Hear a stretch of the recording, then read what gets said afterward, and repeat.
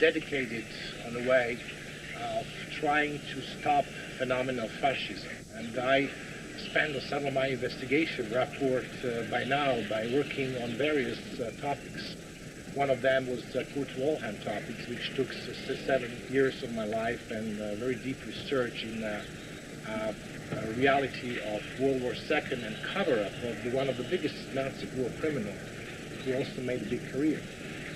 Mind control programming also made my interest, and I am very delightful today, ladies and gentlemen, to present you the people, the victim of the program, Kathy O'Brien, who I'm enjoying today her hospitality in her sweet home in Tennessee, and Mark Phillips as the person who saved Kathy's life. And my very first question is to Kathy O'Brien to tell us a few words about when she gets involved in that MCO project and how old you were there when you started with that.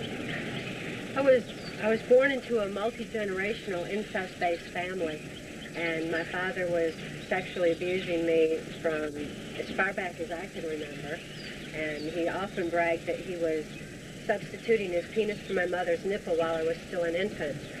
And my father had created a dissociative identity disorder by his sexual abuse.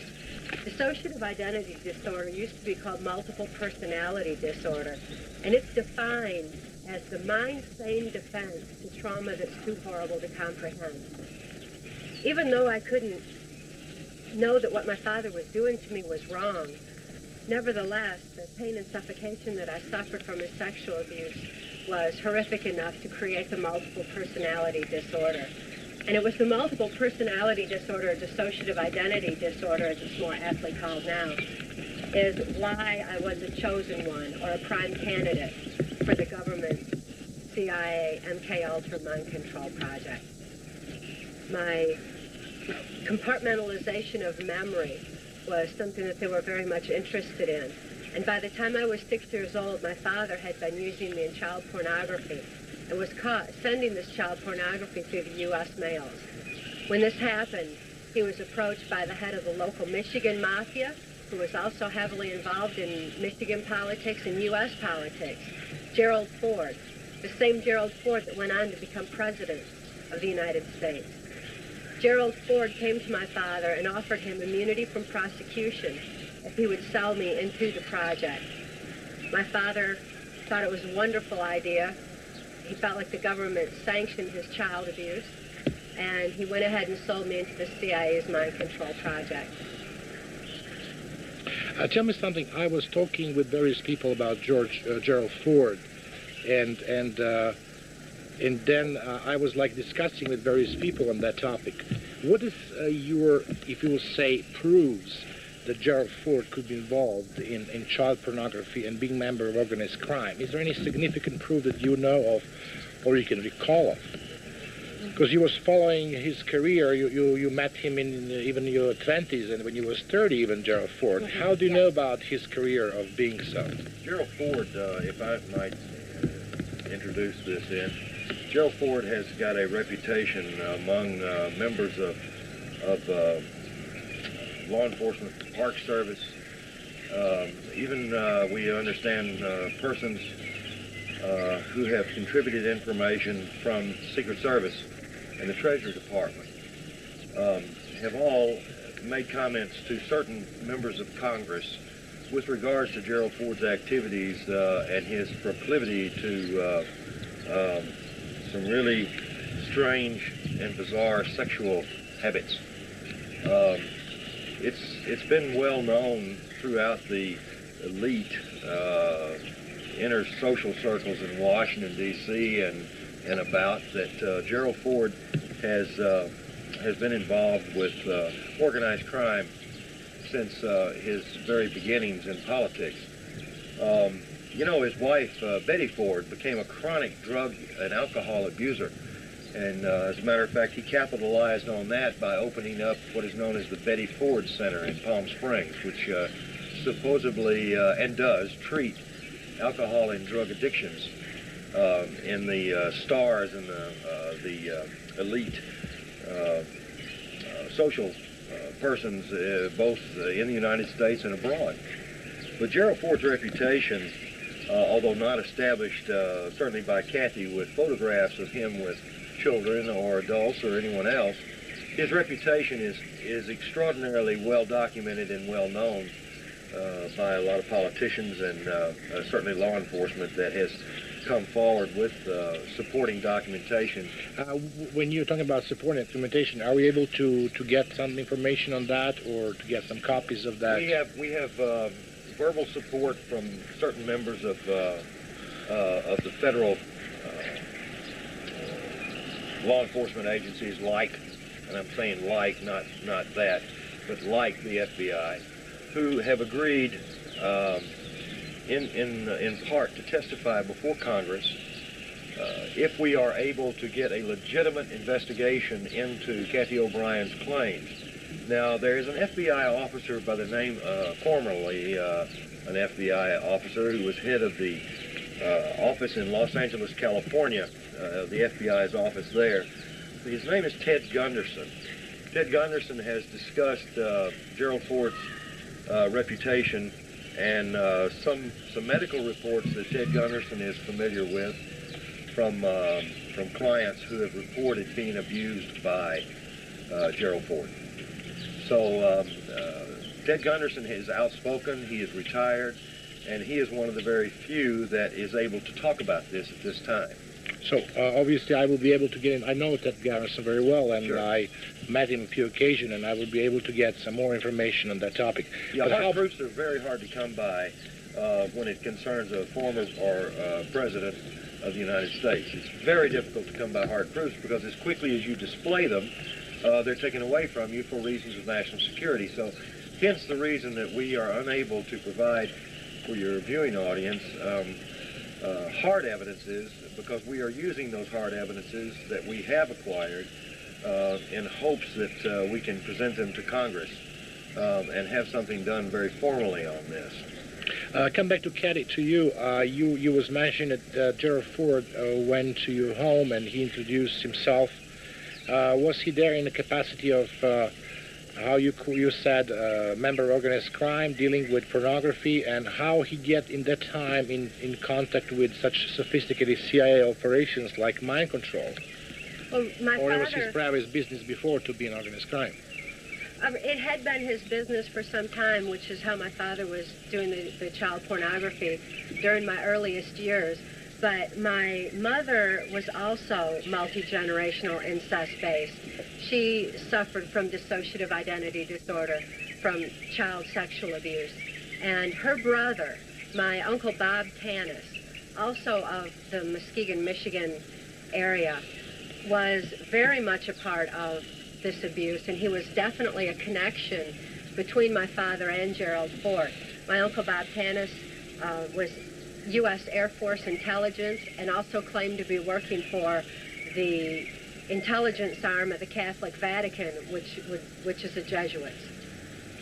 So in other words, we'll be getting some information from that aspect of the.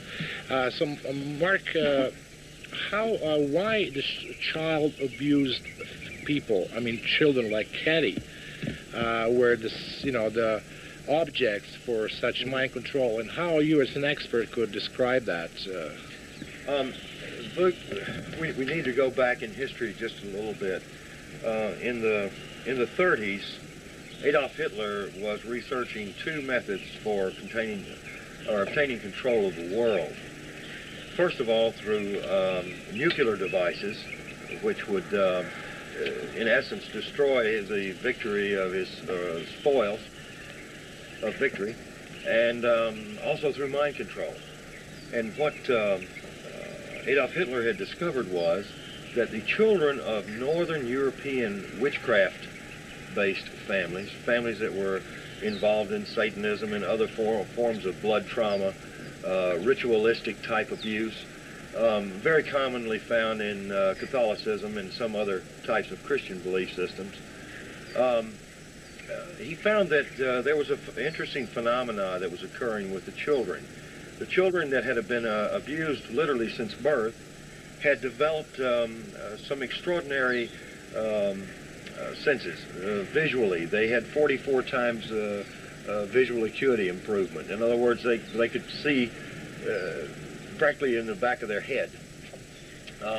He could envision using that one thing alone for his special SS forces. In addition to that, he also found out that these children had developed photographic memories, and along with a host of other psychological as well as psychiatric changes that seem to occur when people are exposed to horrific abuse. He took those studies, or actually had a fellow by the name of Heinrich Himmler, began to delve deeper and deeper into the research until he formulated a plan to literally genetically encode these children through interbreeding among these incest based families. I guess plainly spoken, Vuk, these people were abused, therefore they abused their own children, and their children abused their children, and you develop generation after generation of these abused children, which of course grow into adults. What we have found is that our government, the United States, became interested in it about the same period of time. Our intelligence officers that were serving in Germany at that time began feeding us information back that Hitler was going to breed a super race. And inside this super race was going to be a nucleus of individuals that Hitler or somebody else could have absolute control over. Now, these people would have high IQs, much higher than the average person, and it was not so much that they were smarter, it's the fact that they had been abused since birth. Kathy O'Brien's IQ is above average.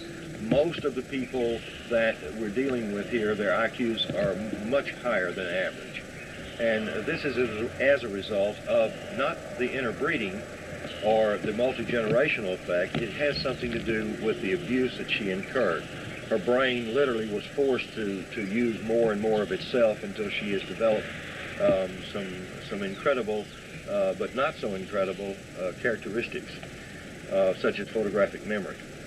This, from my perspective, it was like a compartmentalization of memory where the abuse was compartmentalized in a certain part of my brain so that the rest of my mind could function normally as though nothing had happened.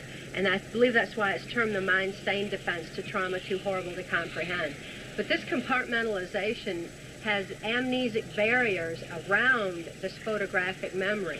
And it was this compartmentalization of memory that the government was very much interested in and utilized throughout the Reagan-Bush administration in particular for me to be programmed to carry out specific criminal covert operations, which they wanted kept secret, as well as to deliver messages verbatim to different government leaders that were involved in implementing the New World Order through mind control of the masses. I have a question. I present your case to the various editors of big magazine in Europe and also editors of the various publishing houses.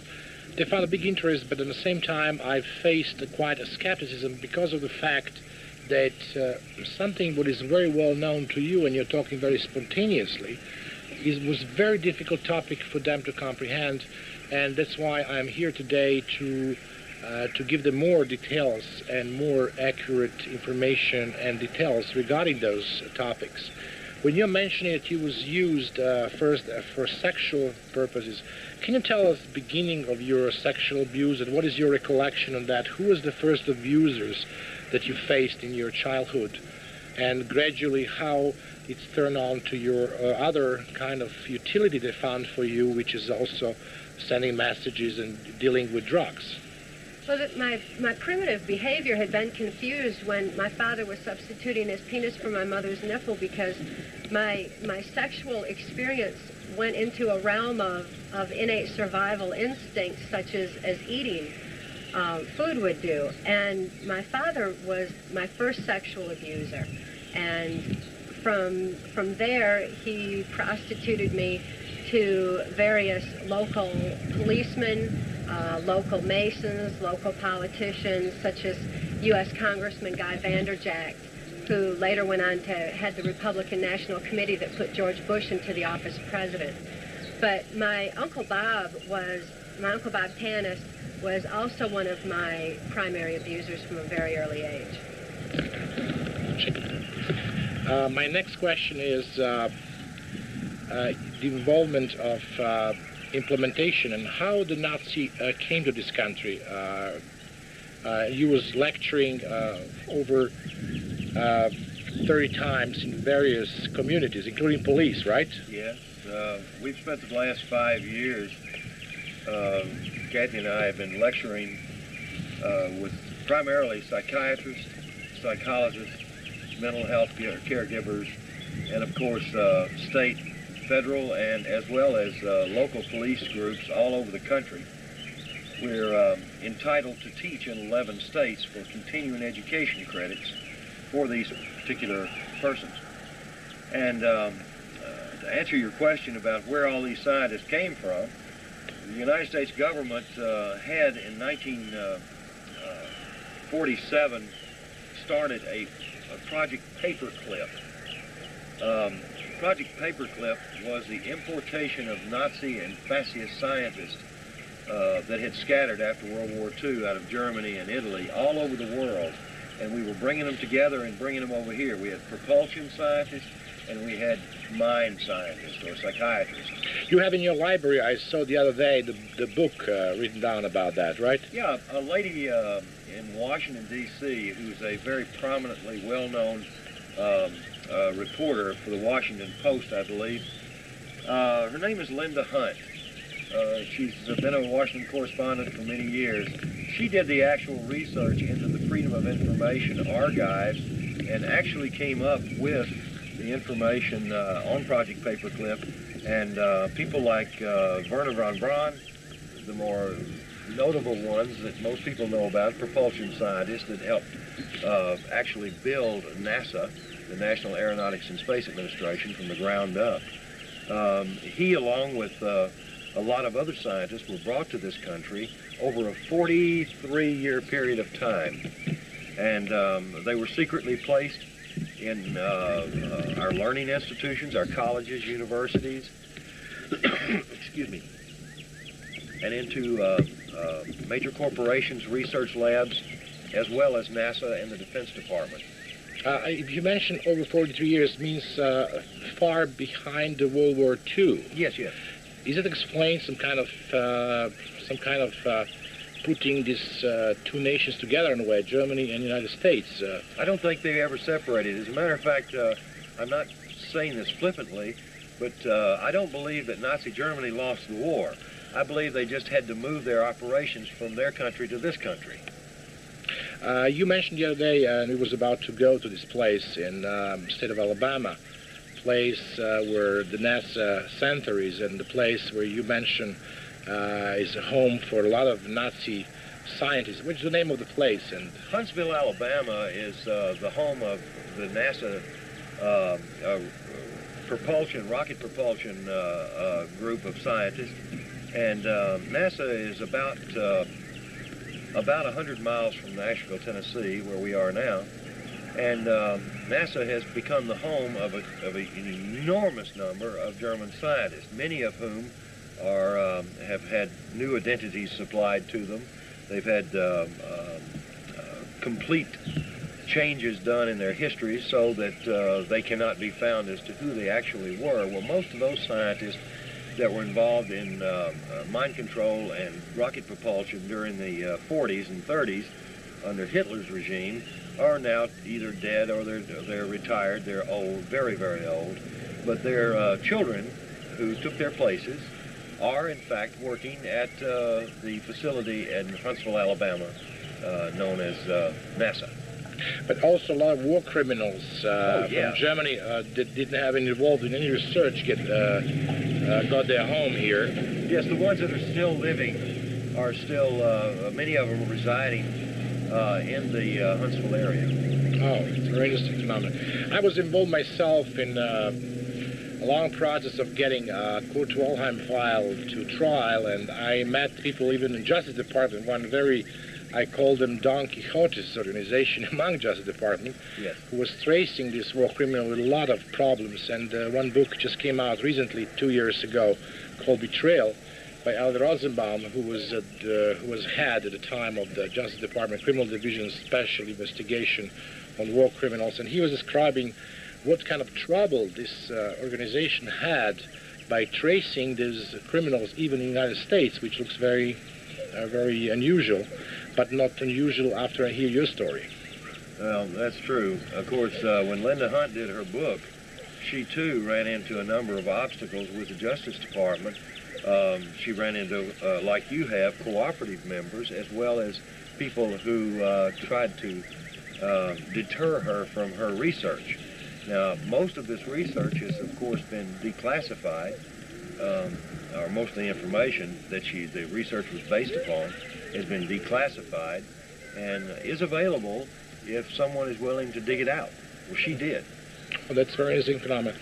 Now I'm living in the States. For me, living in for some period of time in communist pressure, I was very happy to come to the country which I thought is epitome of democracy and freedom and everything that we're hearing on a daily basis by most American politicians. Now we are facing one phenomena of having people who call themselves patriots, who call themselves people very scared for the future of something that they call World World Order, which was just as verbatim said by George Bush, which reminds a lot of people in Europe of the New World Order, which was done by Adolf Hitler.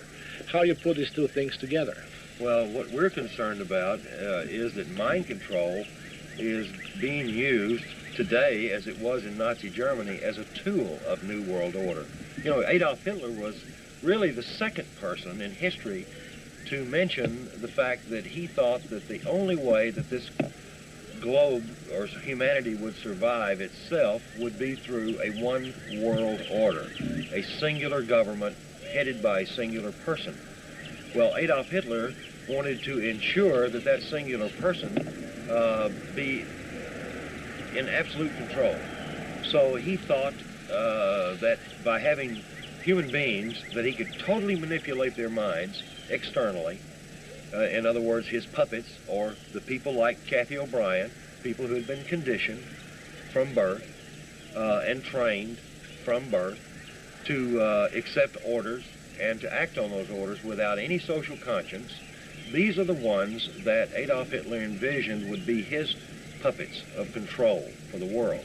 Well, the first person, I might add, was Nero in Rome, and Adolf Hitler was second. George Bush was the third person in history to stand before society and say the words New World Order. But mind control, Vuk, is only a tool. It's just simply a tool and an indicator, a social indicator, of what all of us can expect in the not too distant future, unless this information is released to the public where it belongs. Katie, you mentioned in your part of the book, which was very interesting for various people that I was introducing your book to, your knowledge, because you was a person inside.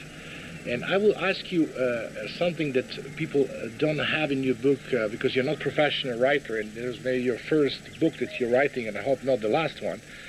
Can you give us some more accurate details about your knowledge of people that claim to be World War Order? You met a lot of people. You was in the White House. You was in various military bases. Can you tell us some more information how you can determine those people that claim themselves to be a member of that order? There was an organization that was referred to as the Order of the Rose, and this was an elite group that was at the very top of what I was aware of for the implementation of the New World Order through mind control of the masses. Should you not mention the United Nations just recently adopted the rose as their official flower?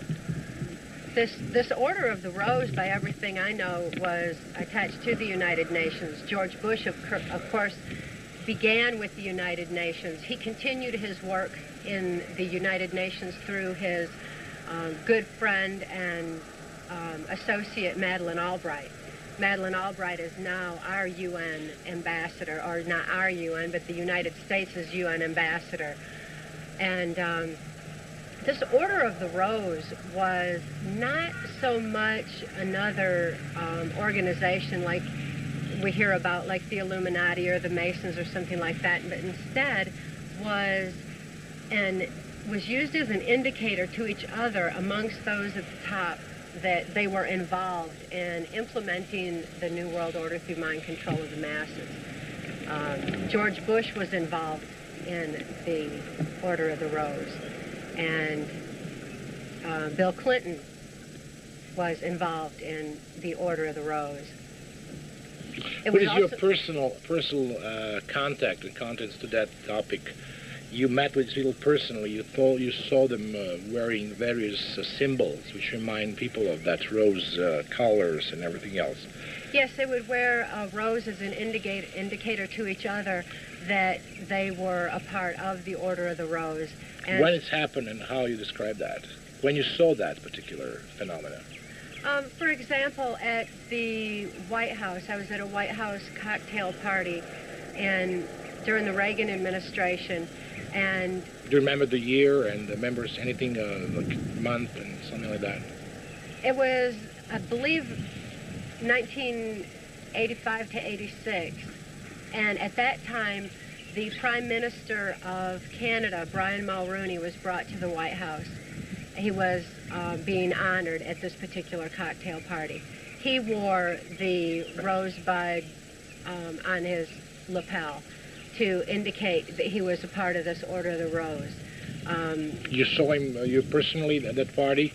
It Yes, was some kind of a closed party, closed society, without presence of the journalists, I believe, right?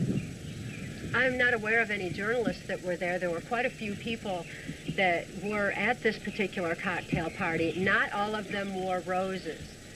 The ones that did certainly indicated to me, since I knew, that they were part of this Order of the Rose. Who was there on this party? Who was George the Bush, Madeleine Albright, and Ronald Reagan, Senator Byrd, to name a few. One interesting thing, there was a presidential helicopter that crashed in the state of Maryland in 1993, I believe in June of 1993. That was a helicopter that Bush used with some frequency. And one of the odd things about it was, instead of having the presidential crest embroidered into the seats, it had a rose. Now, Kathy O'Brien had reported a rose that was embroidered into the leather seats of a helicopter in 1990 to the FBI when she gave her testimony. But it wasn't until 1993 that we actually got corroboration of that through a news report when a presidential helicopter actually crashed with, of course, no one in it of any importance as far as politically goes. But nevertheless, the helicopter did crash, and photographs of the seats were taken. So the photographs available? Yes, in that respect? yes. Yes, sir, and the rose indicator was, that I saw in George Bush's helicopter was black. This black rose was an indication of death.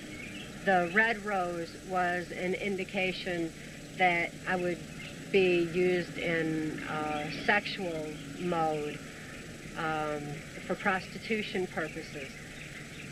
The white rose was an indicator that messages were being delivered.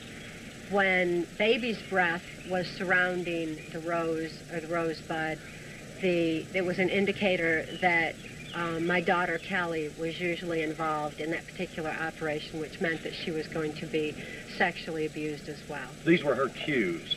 These were visual cues that the person delivering them would be privy to, Boog, but no one else. And these, in the course of using these particular cues, they would simply touch the rose to access a particular program message or to program one in. That wasn't all that it took to set the program. There was so much that was done at the onset, so much trauma that I witnessed that had caused my mind to be primed for accepting program, and this base program was already laid. From the base program, other programming, specific programming, the delivering of messages was then added, or the particular sexual perversion that had to be fulfilled was added. And then they were ready to be accessed, and when it was time to be accessed, they would simply touch the You just rope. mentioned that you was testifying in front of FBI. Yes. What kind of testifying was that we're talking about? In 1989, I brought forward the diaries of her controller or handler, Alex Houston, because these diaries contained a number of large cash transactions among high-ranking officials, both within the Justice Department, in the entertainment business, as well as some politicians, including... Kelly, you have in front of you a list of the people that you collected after your recollection of everything that happened after you was rescued by Mark Phillips. People that you can say and swear the member of the Rose. Can you give me this list and tell me what people are on that list? And you also having a list of all drug traffickers that you was acquainted with. You met them and you work with them. Yes, this is a partial list that I've compiled. It was just a matter of listing some names for convenience purposes for people investigating. And I refer to it as a perfect traitors list because these are certainly traitors of our country that are involved in implementing the New World Order under this group that they refer to as the Order of the Rose. And the orders from the Rose were orders from George Bush. That's not to say he was the very top person in this effort, but he certainly was in this, the aspect of it that was going on in our country, Canada, Mexico, and throughout the Caribbean. One of his primary people that was working under him in the UN capacity was Madeleine Albright, and Madeleine Albright was part of the Order of the Rose that was involved in the Caribbean operations, and even had an office in the Organization of American States office in Washington, D.C. You visited her. Can you tell me more details how you came in touch with her? And you told me that she also sexually harassed you in that office at the time. Can you tell me approximately time frame and when it happened and when you visited, and who brought you to this meeting with her, and what was the purpose of the meeting? This was in, I believe it was 1985. I have a little more difficulty with exact dates and times because as a programmed multiple, in essence, it was as though it were one long day to me. I was not aware of time, my age, or anything else, but Madeleine Albright was at the White House cocktail party that was being thrown for Brian Mulroney, Prime Minister of Canada, who is also Order of the Rose. And main purpose for you being there was what? Was for prostitution to Brian Mulroney at that time. But anytime I was in Washington, D.C., it was usually multi-purposed, as was this particular trip. And after having been prostituted to Brian Mulroney that Can you explain me the situation in more details? Who brought you there, and what was the room that was used for that reason? Also in White House, or he was guest in White House? He slept in White House? Yes, he had a room in the White House at that time, and I was brought into a White House cocktail party for the purposes of making contact with Brian Mulroney for prostitution later that evening in his room in the White House. How his room? Can you describe this room? It was one of the nicer guest quarters that they have in the White House, and it was actually a suite. It wasn't just a bedroom.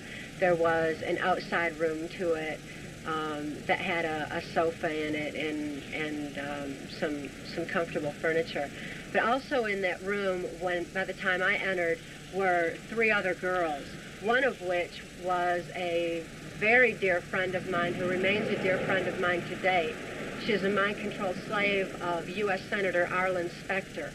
She's not free at this time. She is amnesic of most of the events, and she's anxiously awaiting the day that someone will be able to rescue her from her ongoing mind control existence. What is her name and where is she located now?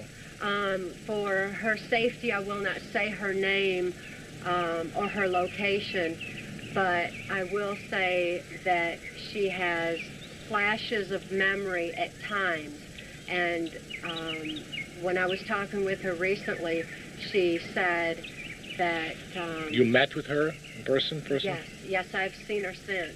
She knows that the book Transformation of America has been written, and she finds tremendous hope for her and her children and for other mind control victims, that someone is actually vocalizing the atrocities that are going on in this country.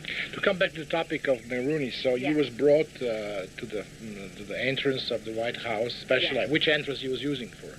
Service entrance.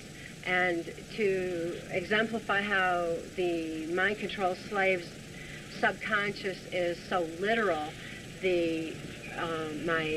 my escort, Secret Service escort, stopped outside the door and pointed out the sign that said service entrance on it to me and enunciated it quite differently so that I understood it to read, serve us in trance. And the service entrance was very often how I was brought into the White House.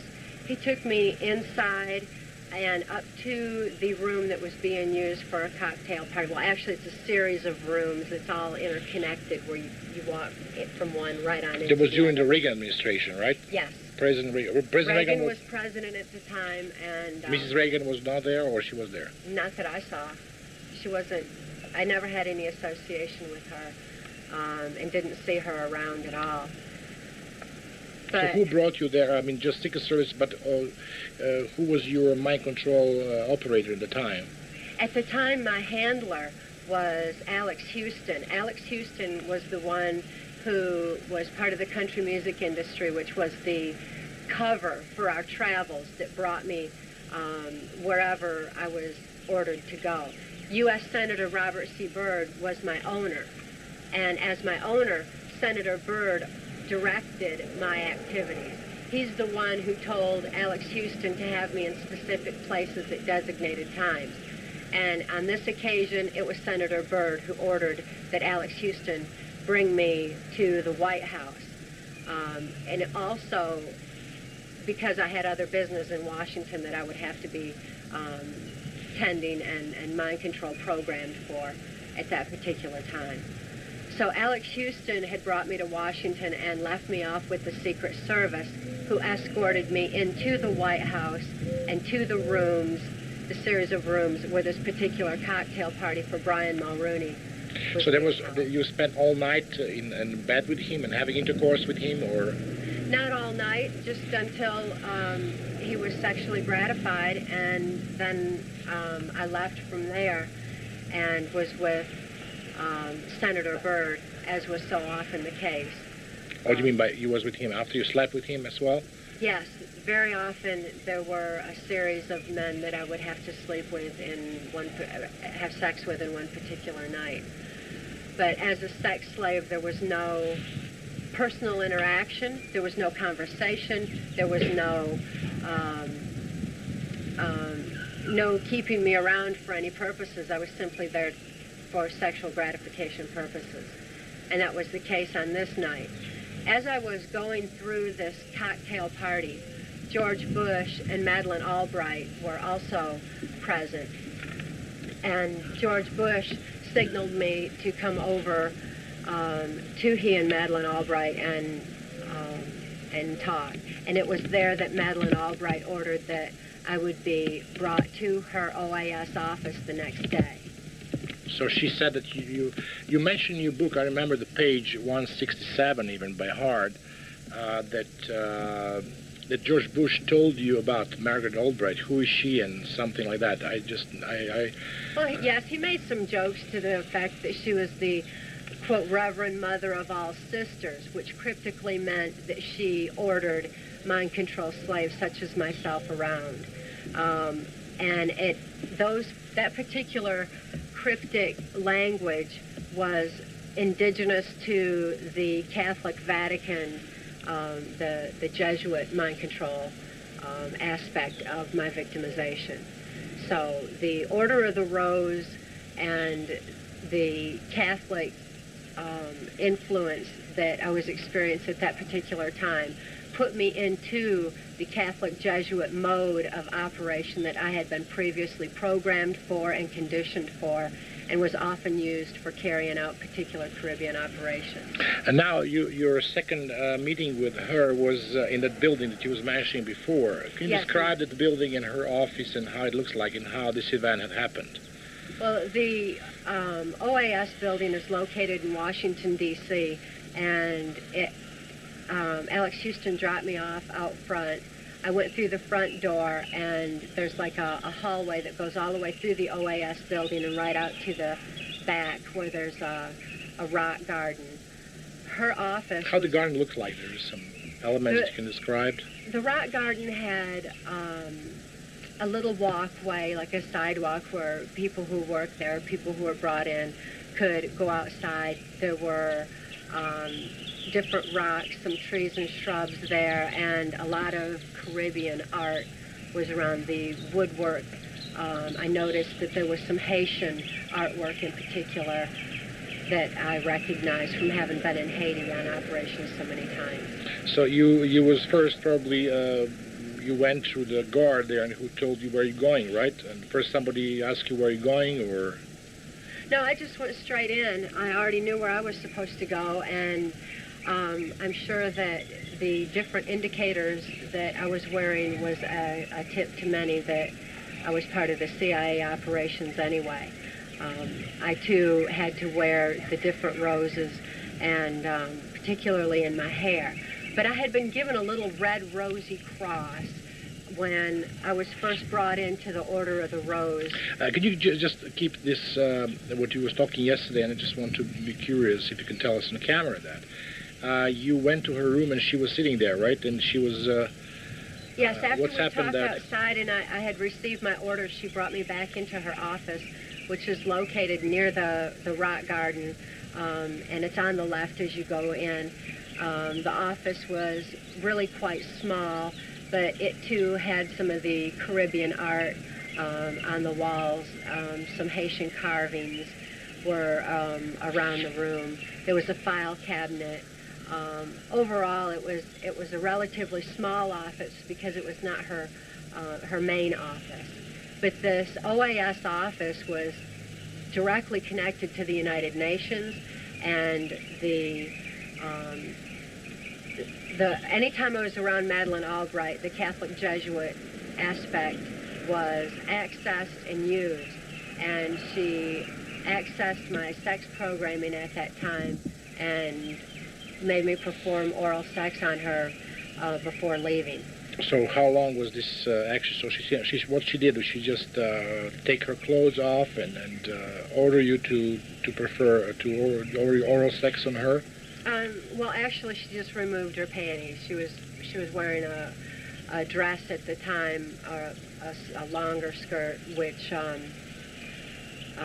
was more suitable for summer. It was a summer type weather anyway, and she just removed her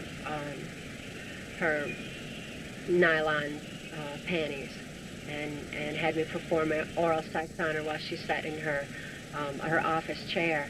And was she excited with that? Did she have an orgasm? Yeah. You can think Yeah. of. How long you stayed there in her office? As long as it took. I really don't know how long it was. Any time for something so disgusting is too long. But it was just until she was sexually gratified, and then I was just ordered to leave. So what kind of order did she give you in that particular moment when she met with you? Well, she just accessed the sex program part, the same part like Hillary Clinton would use, and that was done through the sister references, particularly a twin sister reference where the sex programming had actually already been instilled, and the removal of her panties and with her spreading her legs and giving me orders was was really all it took. So in other words, you was completely automatic. So you was just because of your mind control and your robotic behavior in the time. Totally robotic. And I had no ability to do anything other than what I was instructed or what I had been previously trained to do. And she was well aware of the fact that I was programmed and trained. She was aware of the fact that I was used in pornography with Larry Flint's Hustler magazine.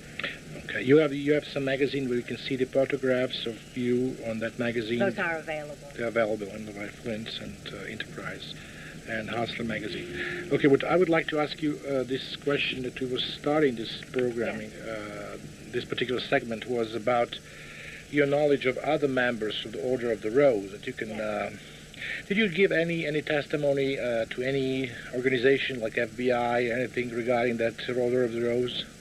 No organization like that. As a matter of fact, there are certain factions, criminal factions of the government that are involved in this. There's certain factions of CIA and certain factions of FBI, much lesser on the FBI. This was very high up in government.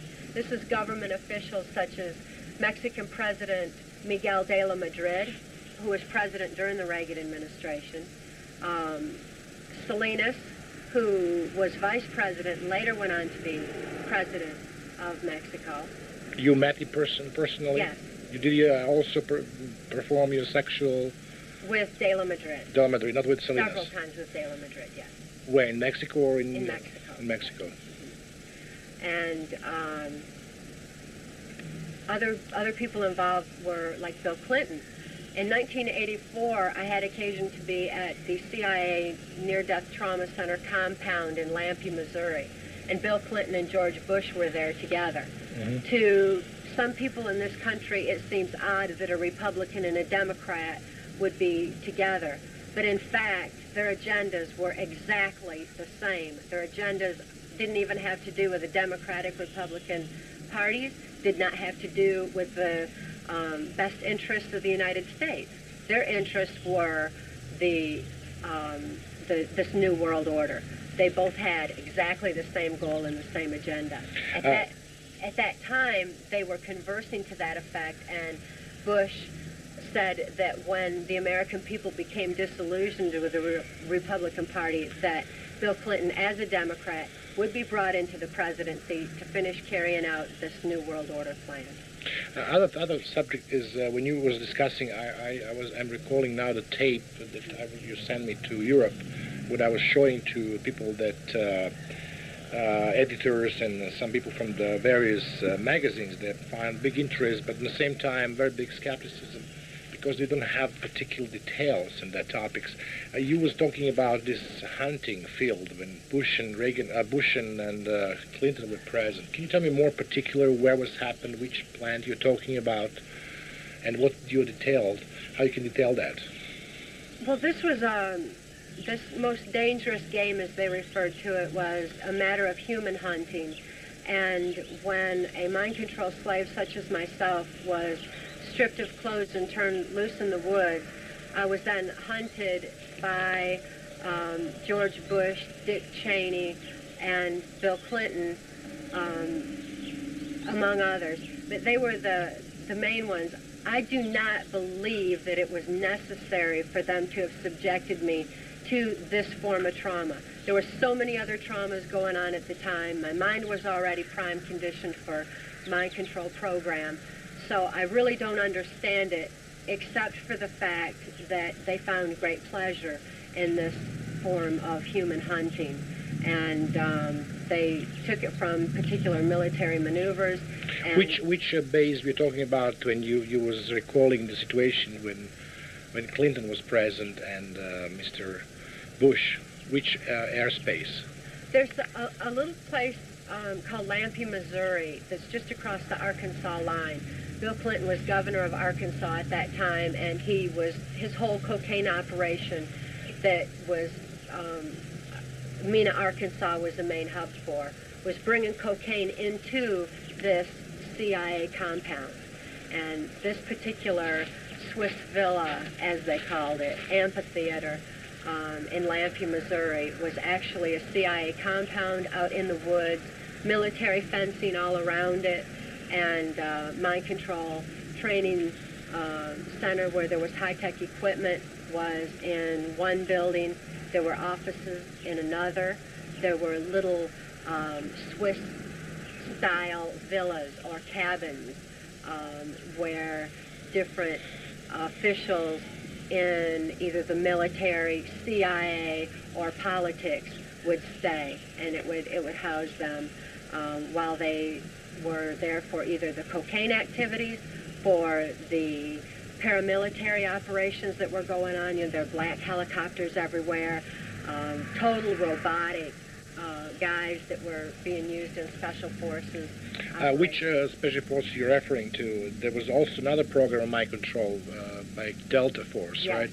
Can you describe, what is your knowledge? Do you have any knowledge of that, or you met these people, and can you describe me some more of this? The Delta Force and the Navy SEALs are an elite part of the military that is mind controlled, like the mercenaries. I'm more familiar with the mercenaries that were being trained to carry out international operations that weren't necessarily sanctioned by Congress, and they were brought into other countries, such as South America, and to carry out their orders. When in a country like that, the airplanes would then come back with the drugs in them, and the drugs were then sold on the streets here in America and really worldwide. The CIA's so-called war on drugs was nothing more than the CIA eliminating their competition and taking over the drug industry. So it was all inter-attached. It all interworked. At this particular compound in Lampe, Missouri, the paramilitary operations there were for more of the UN aspect. They didn't wear UN uniforms. They wore black uniforms, had black helicopters, and this was for implementing the New World Order and didn't really have anything to do with our actual military defense.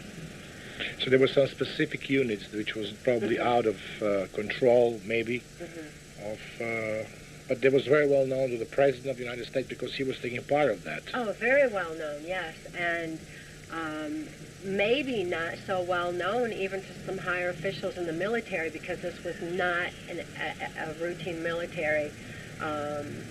It was a routine military base. It was not routine military maneuvers. It was not known to the American public. Instead, this was secret operations, and like I said, for the purposes of bringing in the New World Order. And also, I believe, acquiring a lot of money that was paid on the street of various cities, yeah, which was used for various operations. Yes, it's enormous amounts of money that were brought in through the drug industry. If we had this illegally gained money actually being used for our country, we wouldn't have a national debt here. There wouldn't be any problem at all. But instead, all this money was being used for the global effort. So the money was being funneled into that. Much of it, I'm aware, was being funneled through the Catholic,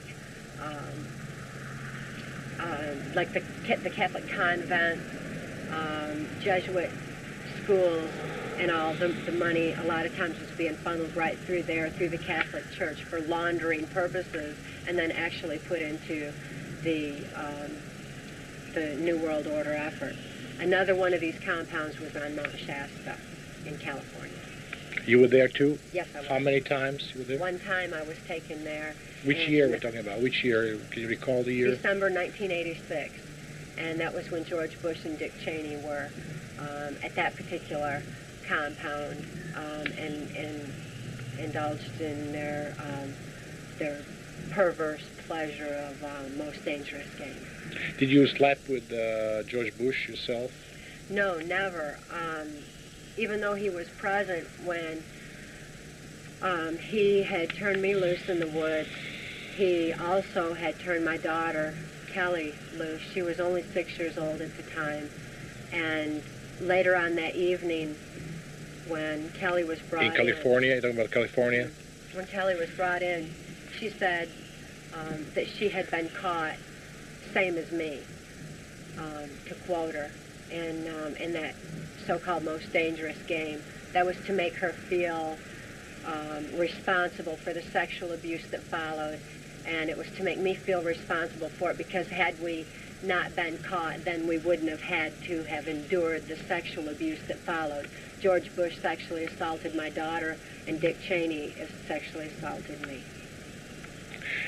So now, can you recall who brought you to this Californian-based, and can you give more details on that topic, where you was brought, how this compound looks like, and everything else, which will help us more to understand and comprehend the situation, which was probably very shocking when I was presenting it to the various media organizations in Europe.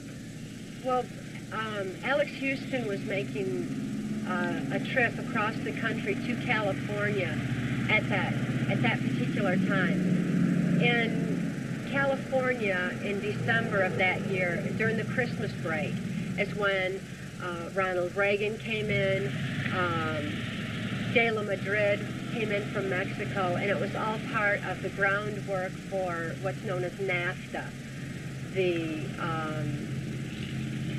North American Free Trade Agreement, which this particular groundwork was actually the opening of the Juarez, Texas, Mexican border to the free flow, free trade of cocaine and heroin into this country. So, but I believe also in the economy, other economy, yes. Not exactly the campaign. Yes. So that was really the primary purpose for making this trip across country to California. And en route, we stopped in the Lake Shasta area. Who was with you? Alex Houston, Kelly, and I were traveling by motorhome across country. And we stopped at Merle Haggard's. Did you have a cocaine on your Yes. home? Yes. And you saw Houston delivering cocaine to various people? Oh yeah. More often, I was the one who actually had to make the cocaine deals or load it out, because I was the slave. Why should he have to carry it, is the way he thought. So I was usually the one that carried those large amounts of cocaine to the different warehouses, facilities, and all where the cocaine was dropped off. Can you recall to whom you delivered the cocaine at the time, just for curiosity reasons? Oh, many, many times the cocaine was brought to a CIA drug drop, as it was referred, in the state of Kentucky. It was Diamond Tavern's resort where the cocaine was brought in. Another place was at an abandoned amusement park in Ohio, where the cocaine was dropped off. There was usually large quantities of cocaine involved in those kind of deals.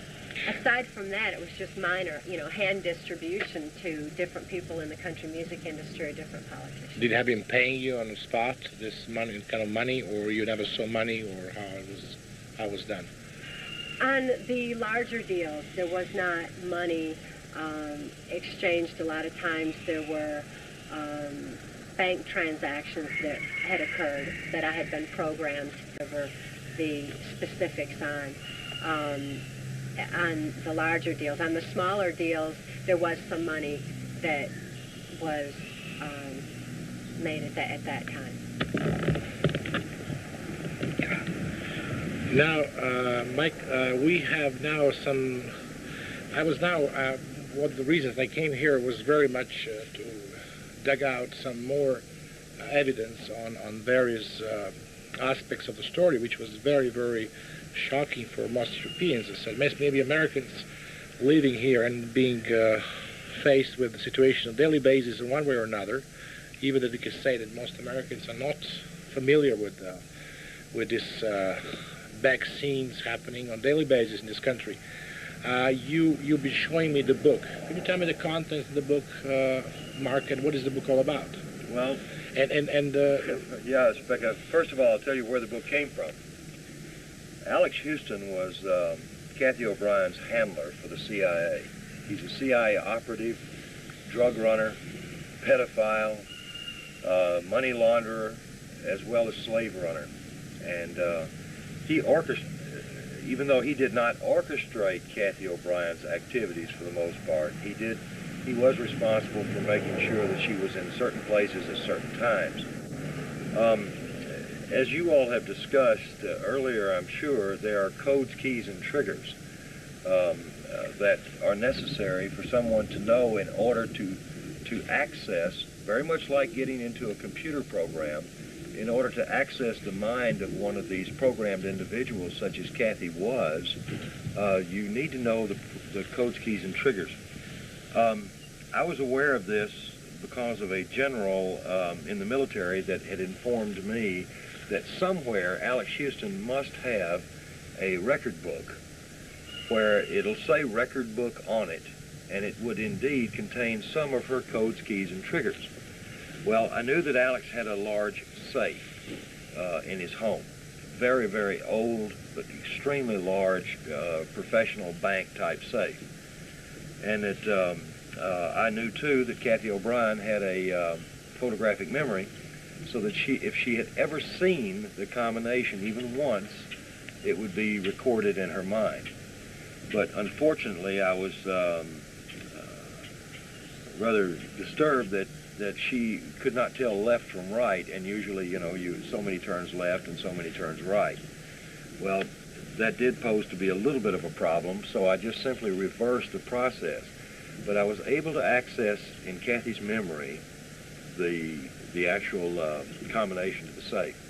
And when we opened up the safe, this book, a central record book, did indeed come out of that safe. What means central? Is it book by some central? Oh, I think you can buy these books. They're record books. I think you can buy them most anywhere. But like many CIA operatives, they normally stay with the same theme, and so everything on it will either say Central or CIA or CCA or something of that nature. But contained within the pages of this book was much more than codes, keys, and triggers. As a matter of fact, there were very few codes, keys, and triggers in here. What was important, though, were offshore bank account numbers, numbers of persons high up in politics, like Bill Clinton. And at the time that I got this book, Bill Clinton was only running for the office of president. I didn't realize that he had been destined to be placed in that office. But there are a lot of drug dealing, a lot of South African telephone numbers and bank drops. Ways to launder money, primarily, are in this book. But, you just mentioned Bill Clinton. Can you please show me the page where... Kathy, where is the page? She can find it very quickly. Where Bill Clinton's name is there and his telephone number was there, which I believe some people they've been using, they could be... Yes, this one. Let me face this with the camera.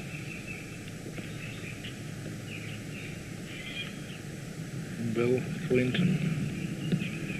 And if I could recall the number, 859 through the lens on my camera, 6641. Correct. That's correct. Was it number in his country home? Yes, in Little Rock, Arkansas. Mm-hmm. So what is it down on the top? Let me give it again because I just want to show my viewers. There was some... It says prospective dealers, and actually what that meant in code is the fact that Bill Clinton was not a dealer, but a consumer of cocaine. So, Katie, you can recall, and I believe you testified on some occasions on Bill Clinton's using cocaine. You testified that you brought him the cocaine. And can you describe me this time and time frame and what was happened? 1978 was the first time that I delivered cocaine into the state of Arkansas at Mena Airport. With whom you was there at the time? With whom you was there? My first mind control handler, which was Wayne Cox. Wayne Cox. The man who as a child with you, was chosen to be your father of your child. Is that correct? Yes, yes, and he was also involved in the mercenary operations that were under the direction of Louisiana Senator J. Bennett Johnston. And these mercenaries, as I was saying, would go to South America or wherever. The officers of the army and bring back the planes would bring back the drugs. This one particular airplane load of drugs was transferred into a van, driven into the state of Arkansas, and delivered to the Mena Airport area. I only knew it as a remote airport in Ouachita Forest in the state of Arkansas, and it's since been identified exactly as Mena Airport. But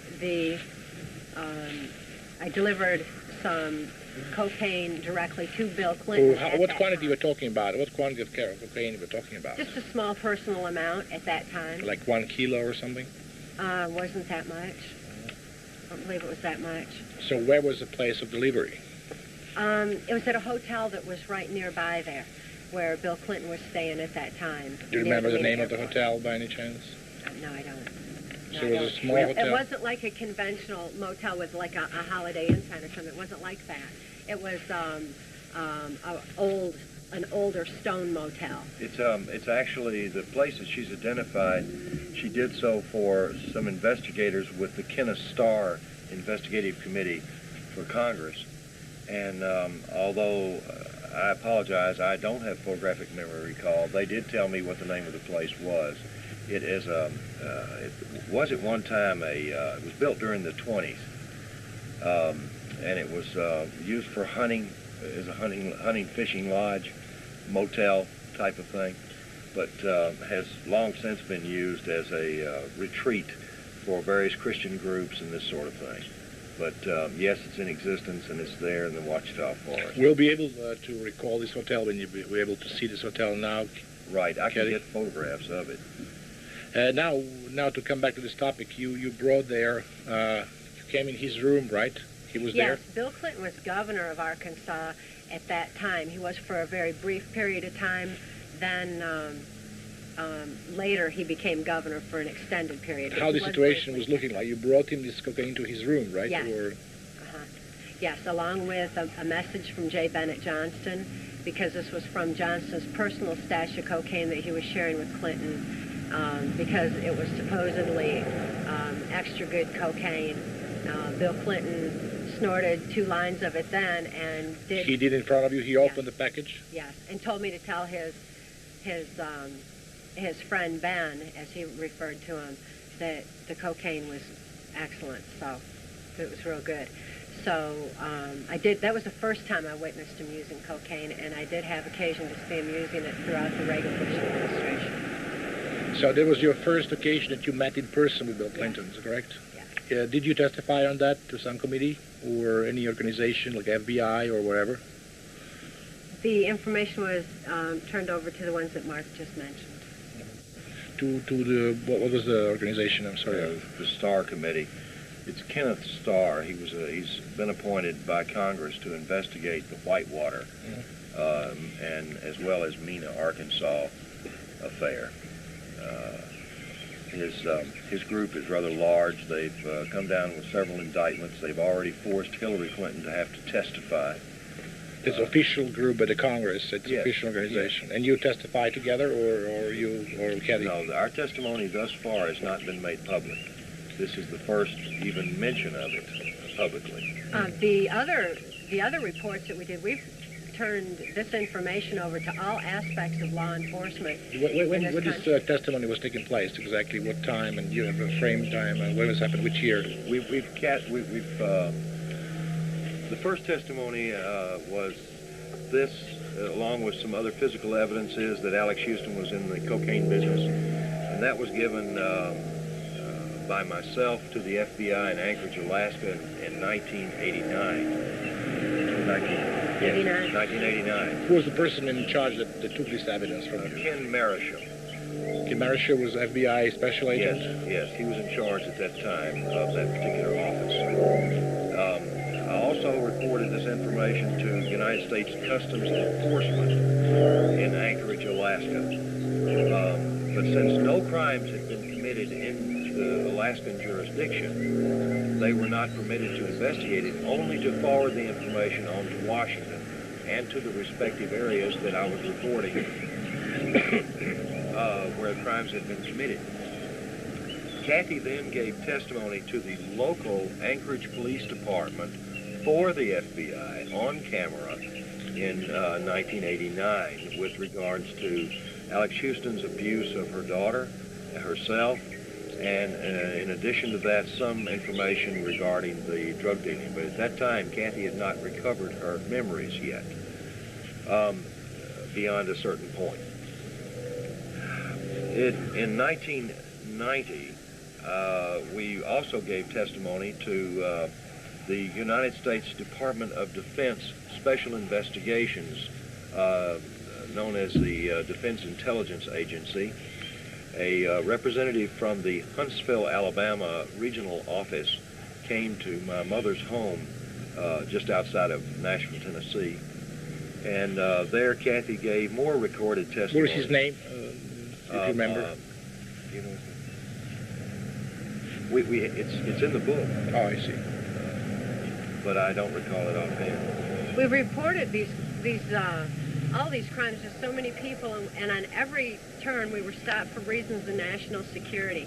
It's also interesting to note at that time when we were reporting these crimes that the U.S. Attorney General of the Justice Department here was Dick Thornburg.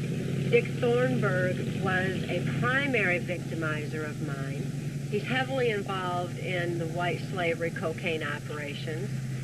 He was, at that time, governor of the state of Pennsylvania, and during the bulk of my victimization. But by the time that I was reporting the crimes of my victimization, he was the U.S. Attorney General, wow, which meant that he shut down the any investigations for reasons of national security from all aspects of the, especially on the federal end, from Customs, FBI, the Defense Intelligence Agency, the U.S. Army's CID investigations, really just all aspects of law enforcement that we reported to, and we went to everybody.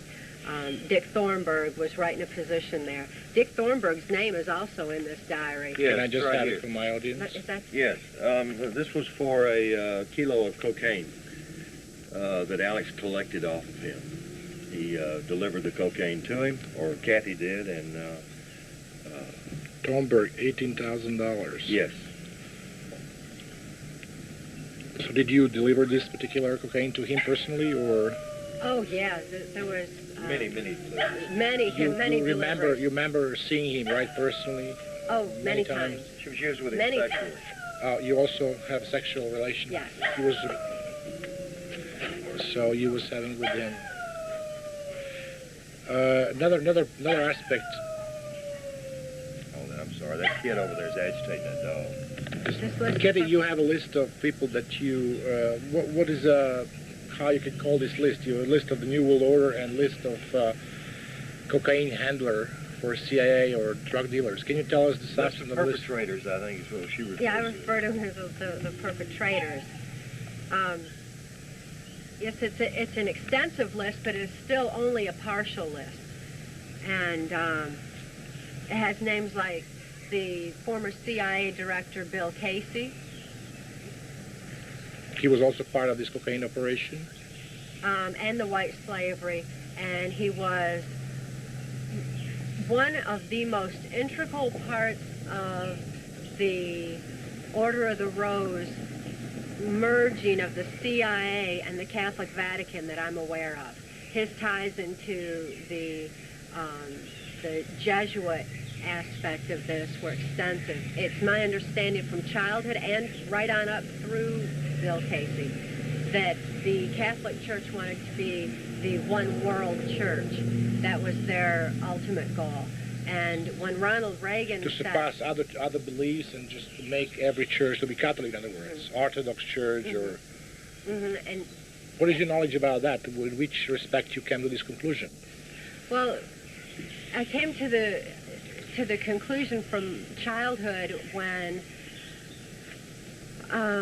the former governor of Michigan, George Romney, and then Prime Minister of Canada, Pierre Trudeau, were talking. Pierre Trudeau was Catholic Jesuit, and they were discussing the emergence of information back then from what the information that the Catholic Vatican had on the effects of trauma on the human mind that was supposedly stored in the Catholic Vatican. That was the first introduction to that. Bill Casey was right on up through the Reagan administration, so often I heard of this merging and how the Catholic Church would be the one world church. Ronald Reagan told Brian Mulroney at that cocktail party at the White House that we were discussing earlier, that he believed that the only way to world peace was through mind control of the masses. When he stated this, it was also a play on words, the play on the word masses. They believed that people could be manipulated through the church, because if the church leaders were delivering this, the orders under this New World Order, then the people would interpret it as information from God and supposedly do exactly what they were told to do. So it was mind manipulation in that regard, but mind control of the masses was also in reference to the populace as a whole. So it was more or less a play on words. Brian Mulroney was part of the Jesuit aspect of things, so to him it was quite humorous the way that Reagan... How many times that he was sexually abusing you? Or how times you was actually offered to him? How many? To Mulroney? To Mulroney on 2 occasions. He was not one of my primary abusers. Which occasions talking about? Which can you recall these occasions and the year frame or? The one that we discussed earlier at the White House, and another time on the Canadian side at Niagara Falls. And who brought you there to him the second time? Alex Houston. Again? Alex Houston. It was still traveling under the guise of the country music industry. That was our cover. That was our excuse for traveling throughout the United States, Mexico, the Caribbean, and Canada. And now, to come back to this list, you collected the names and people that you met during your time of your cover-up with drug business or drug trafficking. Can you please tell us the rest of this name that you have on this list? Can you just read for me, please? Other names include Saudi Arabian King Fahd. This regarding to New World Order members, right? Yes. Yes, these are. I can give you the Order of the Rose New World Order names. I've highlighted them on this particular list, and it's also full of particular drug lords that are not Order of the Rose, but are aware of it, such as Jose Busto of San Juan, Puerto Rico. Start first with Order of the Rose and the people that was there, and your classification on that.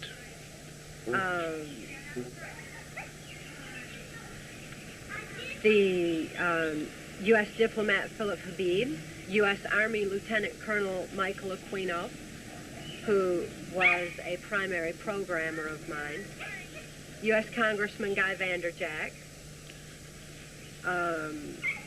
Tommy Lasorda of the L.A. Dodgers. He has the baseball team here that the Dodgers, they were using mind control in it. Plus, he was Catholic connected and was very much a part of the Order of the Rose. Former U.S. drug czar and Secretary of Education during the Reagan administration, Bill Bennett. Bill Bennett is very much a part of the Order of the Rose. He's a mind control programmer, and his brother, Bob Bennett, is a so-called attorney who is also part of this global effort. Saudi Arabian Ambassador Prince Bandar bin Sultan, who I understand has since become King of Saudi Arabia.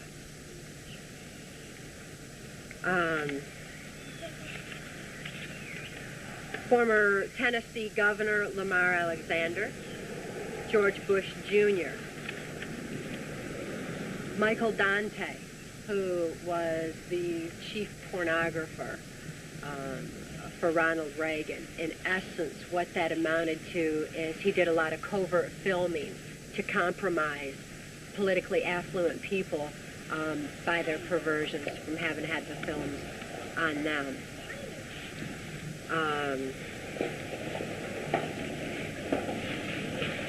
Hank Cochran is a singer-songwriter in the country music industry in Nashville, Tennessee, who was one of the primary people in the CIA's cocaine operation.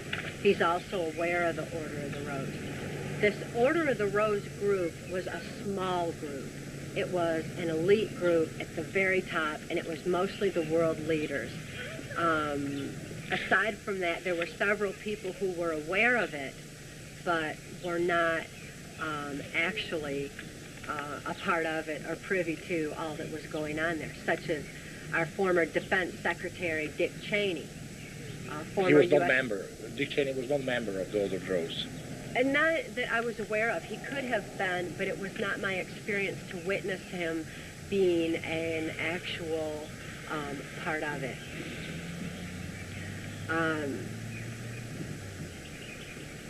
There's U.S. Congressman Gary Ackerman of New York, U.S. Congressman Jim Traficant of Ohio,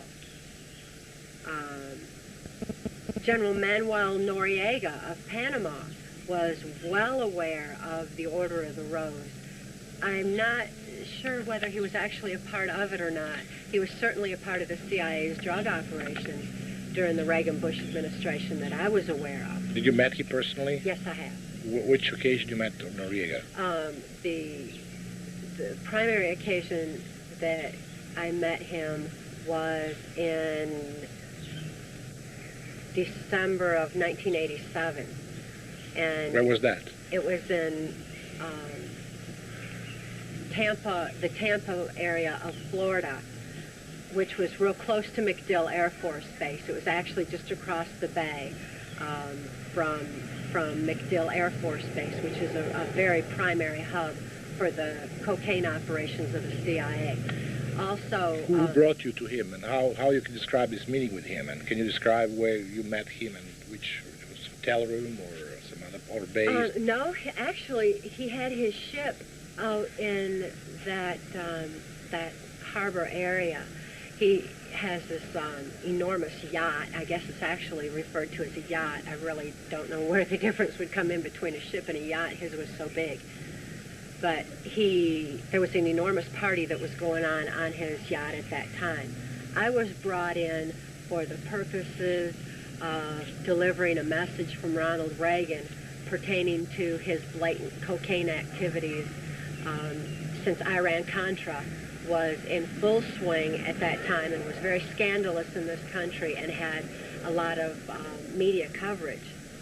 The orders to Noriega at that time were for him to just, be quieter about the operations, to go underground with them, and to cease, the blatant activities that he was. Can you recall exactly what order you gave him, what kind of symbol you used for that, or language? Primarily, what was done is there was U.S. Senator Alan Simpson of Wyoming was the director of the operation. It was called Operation Shell Game. And this was an effort to have Noriega cease his blatant activities. It was done through terror tactics, where Lieutenant Colonel Michael Aquino was brought onto the ship as well. I did see Oliver North downstairs while I was being taken upstairs to Noriega. There was, I was used in. Can you try to recall this picture how you was brought to his room inside, or how it looks like? Yes, I was given specific orders to be on a dock to be picked up by a little boat, which would take me to his yacht. This little. Who brought you there to this boat? I don't know. Somebody that had, it would look like a little speedboat type No, dinghy. who brought you there, and a person that brought you there to Florida? Alex Houston. Exactly. Mhm. Okay. And Alex Houston then flew off elsewhere to carry out his own business, while I was left there to carry out these particular orders. So you gave him a message from Reagan, in other words? Yes. What was the message? Do you remember the message? Yes. Not verbatim right at the moment. It is recorded in the book verbatim, though. Mhm. It is in Transformation of America verbatim. My memory now, I would have to go into like a self-meditative trance to recall verbatim, and I don't choose to do that at this particular time. But the message, in essence, was that the imminent lifting of the veil over all of them from Iran-Contra was going to expose the CIA's cocaine activities if Noriega didn't cease his blatant activities now.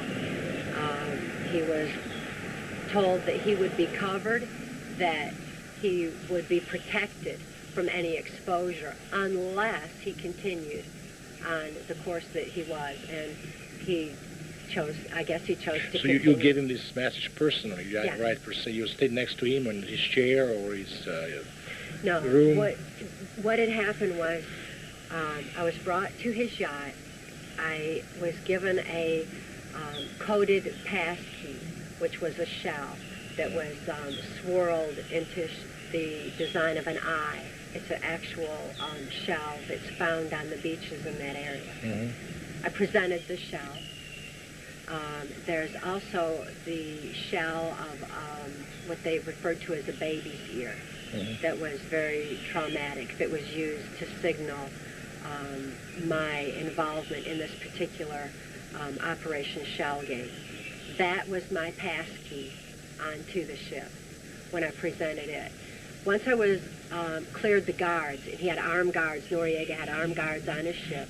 Once I was cleared past them, I was escorted upstairs to what appears to be like a black smoke mirror windows of the very top floor, which is where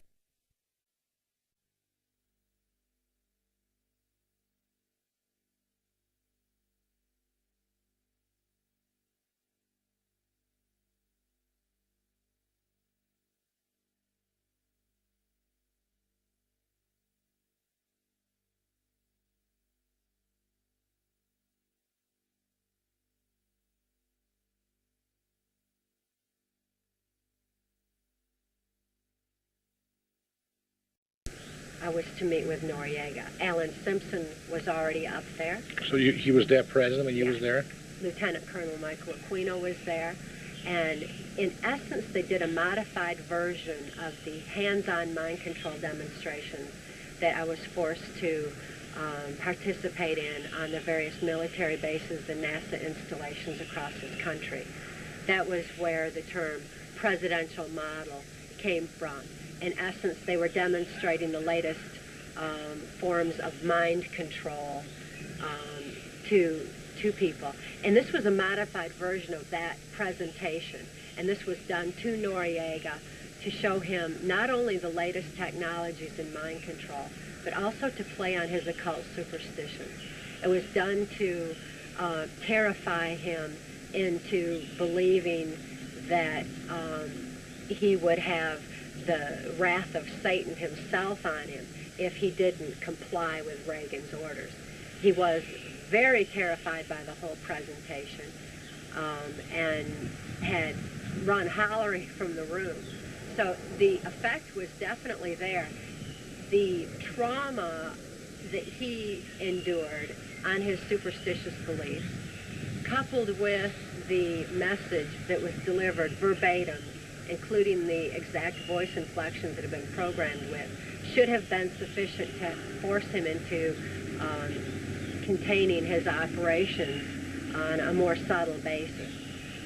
Somehow, I don't know why or how or what happened, but apparently he didn't do it, and that was Bush's, when he went and raided Panama on the so-called Operation Just Cause, when they brought Noriega into this country. And I guess he remains a political prisoner here to date. But that was done because he was skimming profits off of CIA drug money that I'm aware of. And how was you aware of this scheme process? Because of the transactions that I was involved in on his aspect of this cocaine operation out of the Caribbean. I knew that the money would turn up short and that he had already been accused of skimming. Who was about to pick up the money from him? You was in charge of that, or? At times I was a part of that, that particular aspect. So that was how I was aware that he was already skimming. But I was also aware that more than anything, his activities were not being kept secret enough to suit the CIA at that time. They had been so blatant about their cocaine activities up to that point that they did have to quieten them down during the Iran-Contra investigation. I see. So in which respect you was collecting money? So they brought this money through the ships and delivered to you, and you was bringing this money where? Well, oftentimes it was part of the Caribbean operations. I would travel on the Norwegian Caribbean lines, NCL, out of Key Biscayne, Florida, that would go to various ports of call throughout the Caribbean and Mexico. And that was another means of travel for the country music industry. Alex Houston, as a so-called entertainer, ventriloquist, stage hypnotist in the country music industry, would be brought onto the ship to entertain. I was brought on with him as a handwriting analyst that gave lectures on the cruise ship. And then when we were in certain ports of call, then the CIA's drug operations were carried out at that time. Which means, can you explain it from a technical point of view? I would have a large suitcase full of money in the early 80s. As things progressed and on into the later 80s, most was delivered as bank transaction numbers and codes instead that I was programmed with, rather than the actual physical money transfer. But early on, the money was actually taken in a suitcase to key places, Key West, Florida, for example, where the operations were in full swing there. Some into Mexico. A lot of heroin was actually brought out of Mexico during that point in time through NCL. The NCL is what? Norwegian Caribbean line. Oh, okay. It's a luxury cruise ship. Jose Busto in San Juan, Puerto Rico, was a very integral part of the Caribbean operation and would clear the CIA involved people such as myself, where the legitimate immigrations or legitimate customs inspections were circumvented so that he could actually get the drugs taken off the ship through the cargo area instead, so that they would be undetected. There was cover-up for everybody was taking part of that. Very much. NCL was completely, totally involved in the drug operations at that time. Then the drugs were transferred onto the motorhome that Alex Houston and I had driven down to the cruise ship, while we were on our cruise.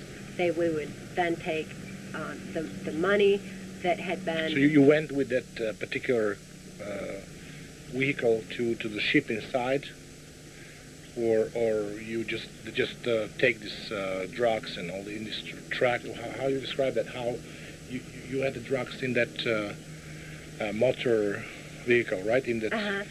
The suitcase that carried the money was exchanged for suitcases full of drugs, or the drugs were sometimes transferred on in these big food storage bins of the cruise line. But once we arrived back in port in Florida, the drugs were then transferred to the motorhome. The motorhome had been specifically made where it had hollow walls for holding the drugs. The drugs were then put into the walls of the motorhome and driven back into either Nashville, Tennessee, the drug drop in Ohio that I mentioned earlier, the drug drop in Kentucky, Diamond Cavern that I mentioned earlier, or possibly to different military bases along the way. I see. So now the other names that you're mentioning in this list, who they are? You mentioned also somehow Saddam Hussein there. In which respect? Yes, that was Saddam Hussein was mentioned, and that was more from being considered a stepping stone of the New World Order. He was considered expendable. He was set up. The whole Desert Storm war, from what I was privy to, what I was aware of, was simply a setup. As a matter of fact, I had delivered a message to Saudi Arabian King Fahd that the arming of Iraq was just a, quote, mirage in the whirlwind, where which year are you talking about? That Saddam Hussein would be stopped eventually. Which year are you talking about? This was in 1986, I believe. 86. 86. They were already arming Iraq with biological warfare, weaponry, and that was what I was aware of in particular. But the purpose was to attack Iran, I presume, right, at the time? Or? At the time, in the arming of Iraq, it was so that Saddam Hussein would continue, according to George Bush, what I heard George Bush say. When you heard him saying that? At Bohemian Grove, right about that same period of time. When I saw him there, he was discussing how Saddam Hussein should be allowed to continue genocide in his country, so that there would be, quote, that much less for Bush to have to annihilate when the war was actually broke out. And in the meantime, Saudi Arabian King Fahd was being soothed and to understand that the building of Iraq was not going to affect Saudi Arabia directly, supposedly, was not going to affect them directly or be a threat to them because Saddam Hussein was destined to be disarmed. The war was imminent. And this was, back in the late 80s that all this was already established. So when Desert Storm actually came about, it was, it didn't seem like war as the public perceived it at all to me. It was so staged. It was so orchestrated. But Saddam Hussein was definitely considered an expendable. Baby Doc Duvalier of Haiti was also considered an expendable. They used Haiti as a cocaine hub for many years before that particular aspect of the cocaine. Did you have met Baby Doc? On numerous occasions. Where was the first time that you met with him? I met with him in Haiti at his presidential palace in Port-au-Prince. And who brought you there? Alex Houston. You and flew this there, was right? through the Norwegian Caribbean line. Oh, you went with the crew there. Yeah. Uh-huh. Many drug transactions had occurred there before Baby Doc was taken out of power. When Baby Doc was taken out of power, I was aware of Haiti being used as a prototype of mass genocide for the New World Order, according to New World Order plans, and was... In which respect mass genocide? Through the civil wars or through the conflict among the nation in this country or various groups, or how you understood that genocide aspect of the New World Order? Through AIDS, mind control of the masses. What do you mean by AIDS? Do you mean AIDS was implanted there, or? By everything that I know, and it is detailed in the book, it was deliberately brought into Haiti to, as George Bush said, this is to quote him only, he said to annihilate the niggers at their source. Mm-hmm. And in other words... it was also in Bohemian Grove? Yes.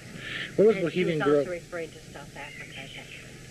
What does the Bohemian Grove actually role in that whole story? I read your book, but Bohemian Grove was a place where all these people belonging to this club attending. Are they all member of the Rose or one way or another, or just some of them? No. There's Bohemian Grove was a political playground in Northern California, and it's still there today. It's not far from the Presidio, where the so-called Gorbachev USA summit was held. The people that met at Bohemian Grove had two levels that, according to my understanding, one level was the usual membership. The other level was the elite, politically affluent members of the Grove, which included George Bush, Bill and Bob Bennett, Gerald Ford, to name a few, Ronald Reagan. Kissinger as well? I understand that Kissinger is a member, but it was not my experience to have contact with him there. It was my experience to have contact with Dick Cheney. Do you have any knowledge of this operation when Gorbachev was there? There was also some kind of conversation you heard between Bush referring to Gorbachev and all this operation to do Russia, to cut off Russian Union, or to convince Gorbachev on that? The only aspect of it that I was aware of at all, as far as Gorbachev and that effort, was just a shared goal of implementing the New World Order. I do not know the details. I'm not privy to that aspect of it because my operations were limited primarily to Canada, Mexico, Caribbean. So you never have a chance to see when Gorbachev was there or anything like that? No, I was free at that time. I was no longer a mind-controlled slave. I was no longer operational. Oh, I see. But the Presidio is a well-known abuse base. Lieutenant Colonel Michael Aquino has been charged with sexual abuse of children there for the proliferation of his occult temple of Set, for the blood ritual traumas that occur there. I was taken there for mind control programming purposes. There's a mind control sophisticated technology building that's located on the Presidio. And the Presidio, like I said, is in close proximity to the Bohemian Grove. So it all kind of intertangles. The same people are involved in both places. Can you give me some more detail about these names that you have there, like drug dealers and drug traffickers and slaves? You have quite a list there. Yes. Other pages, I believe. Boxcar Willie is a country music entertainer. George Bush Jr. is listed for his operation. Do you have a knowledge you met with him? Yes. Who was the man? How do you describe this man? George Bush Jr. Took Kelly off on several occasions. You mean sexually abused her? From all indications that I saw when Kelly was returned, I would have to say yes. For his support of his father's sexual assault of Kelly, yes. George Bush Jr. was covering for his father. What is his second name, first name of George Bush Jr.? Also George Bush Jr., yes. Right? He's now, what is his position now? I believe he's governor of Texas. Oh, I see. At this point. I see. But when I knew him, he was, this was back in 1986. He was at the Mount Shasta compound. He was also at Ronald Reagan's, I don't know if it's a primary home or a second home or whatever, but it's a home in California that I was... You met with him? Yes. Do you have anything, any relation, sexual whatsoever with him, or? None whatsoever, and no indicators that he was interested in any kind of sexual relations. The only interest that I ever saw him show was towards my daughter. I did not witness him sexually assaulting my daughter, though. Did you I witness witnessed anyone? five. Did you witness? Have you been eyewitness of any of assault of your daughter by your, that you saw by your eyes? You saw with your eyes Yes. when it's happened and how it's happened. That was after Kelly and I had been caught in the most dangerous game on Mount Shasta, and were taken into the hunting lodge, cabin, whatever you'd want to call it. That was in California, or? Yes, in Northern California. And Dick Cheney and George Bush were on vacation, kind of a work vacation at the time, because it was close to the Christmas holidays and they were off work. George Bush was using copious quantities of heroin that I witnessed him using. He was using heroin? Heroin, yes. Which way? Through the needle? Or? Yes. And there was also opium that was smoked in that room. There was... Who, Cheney was with him? Yes, yes.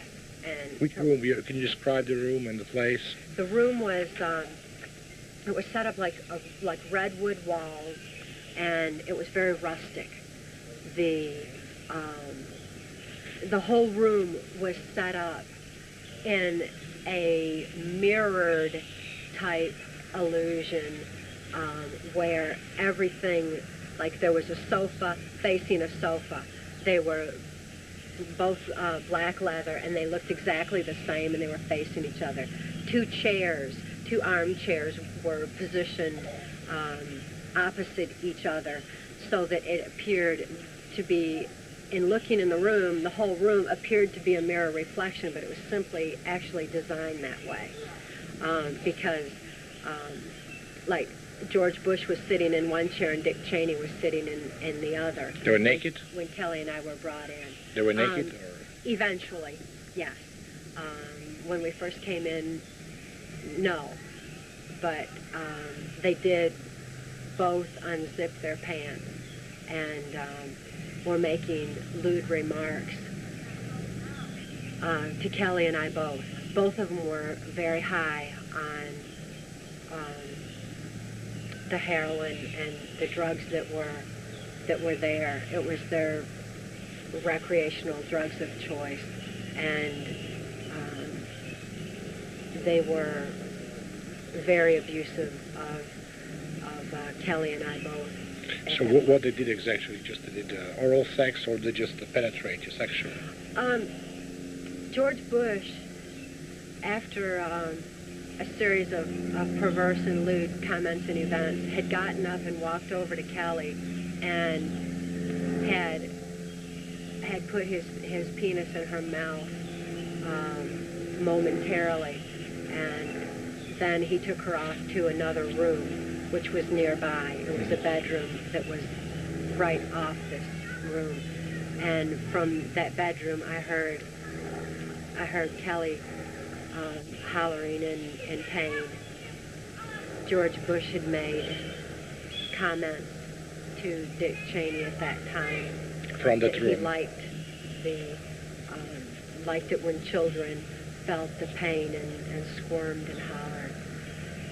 And then I heard that going on, while at the same time Dick Cheney had taken me down in front of the fireplace. There was a fireplace in the room, and had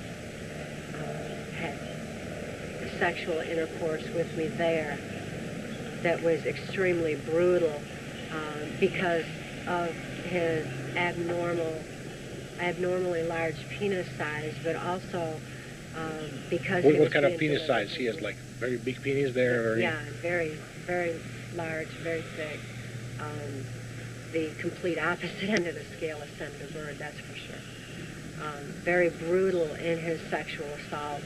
He's aware of his size being painful, and he would dislocate my jaw to sexually gratify himself in my throat, and he would actually slide my jaw out of joint, and I have permanent damage to my jaw from Dick Cheney's sexual assault alone because of his unusual size.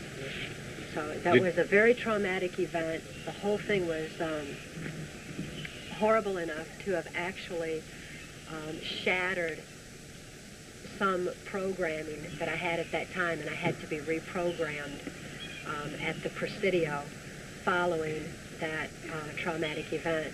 As we drove from the Lake Shasta area that we had driven to, we were taken by helicopter to Mount Shasta. So when this was over, we were transported again by helicopter back to Lake Shasta where the motorhome was.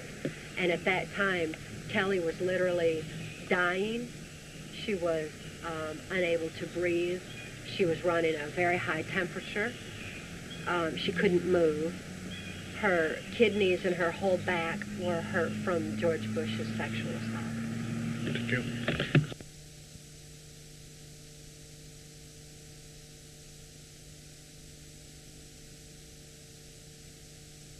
Friend, and I believe friend to life, and Mark, and I'm very sorry to ask you these questions, and I feel even the first time we met very unpleasant about that, but this is a part of my trial to explain and to people that have skepticism about all these things, all this trauma. How you describe this trauma that happened to you? How they've been working and experimentizing on you? What is the size they've been using? Can you give us some more guideline on that? On how they perform different... How they perform different trauma on you from the beginning? There was sleep, food, and water deprivation that usually occurred for 3 days prior to any particular programming session or any particular operation that I had to carry out. The water deprivation was especially difficult, especially in the Caribbean or any hot places. Which places, when you talked about that, if you'd be so kind, I know that you have a problem with remembering everything, but just tell us which places you're referring to. In the Caribbean? Yes. Puerto Rico and the Virgin Islands. There was what it was called an out island for NCL. It's a small, remote island, not too far from the Bahamas and not too far from Key West. This little island was really the most active drug operation. I saw Noriega at that island. It's also got the radio control towers for airplanes for the drug operations.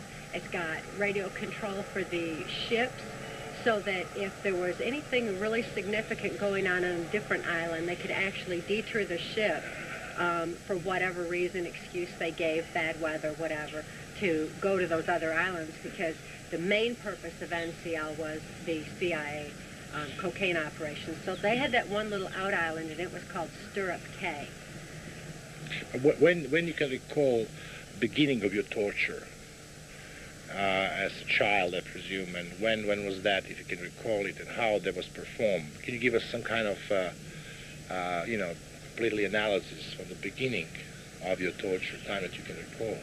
There's except the fact that she was abused by your father. Yeah, the sexual abuse, of course, and then I witnessed a murder by my father when I was about 3 years old. That was there was no way to really understand all about death even then to me. I was so small. But it was very traumatic just the same, because the man was shot. He had stumbled onto our camp while we were camping out on the high banks near Muskegon, Michigan. And it was hunting season, and he was a hunter.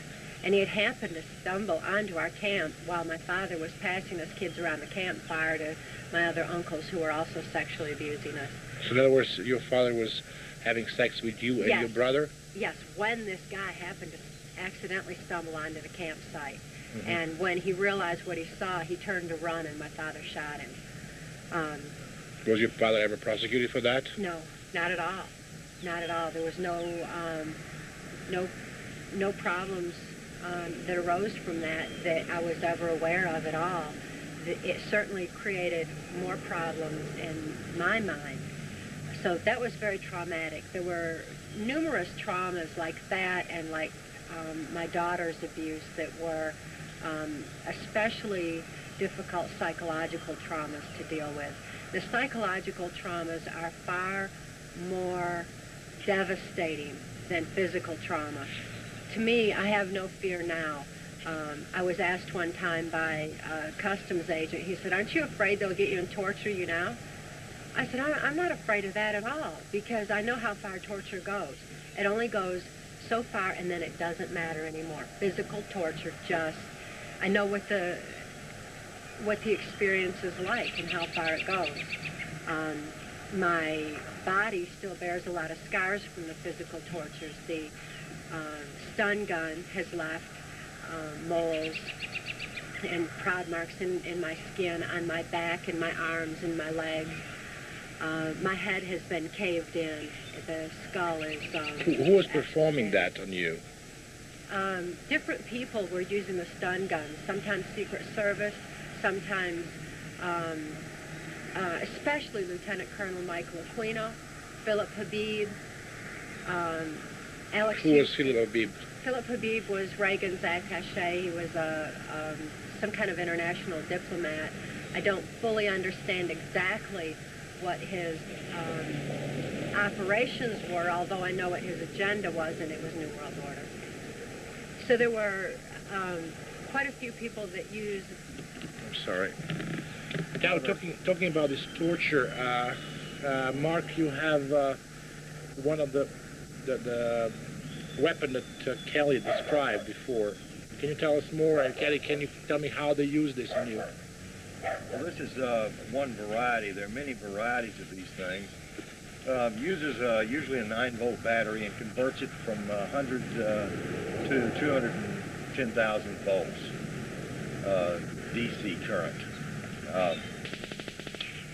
It's quite powerful. You can see the blue spark there. Mm-hmm. And what it does is it instantly constricts all your muscles in your body to where you have no ability to holler, to make a noise. All you do is go straight to the ground. Mm-hmm. Or if it's done very quickly, you'll see like a flash of light in behind your eyes. How did it affect you, Kelly? How they performed this on you? It was the same thing they've been using on you? Yes, that's one example of it. There's another cylindrical kind that was used internally. It was a vaginal prod that was,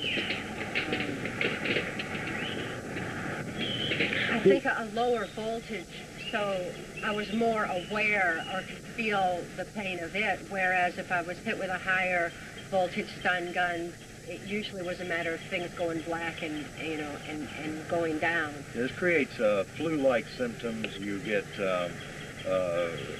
after about 10 seconds of administering this, what you wind up having is someone who is usually constricted on the ground. They're disoriented.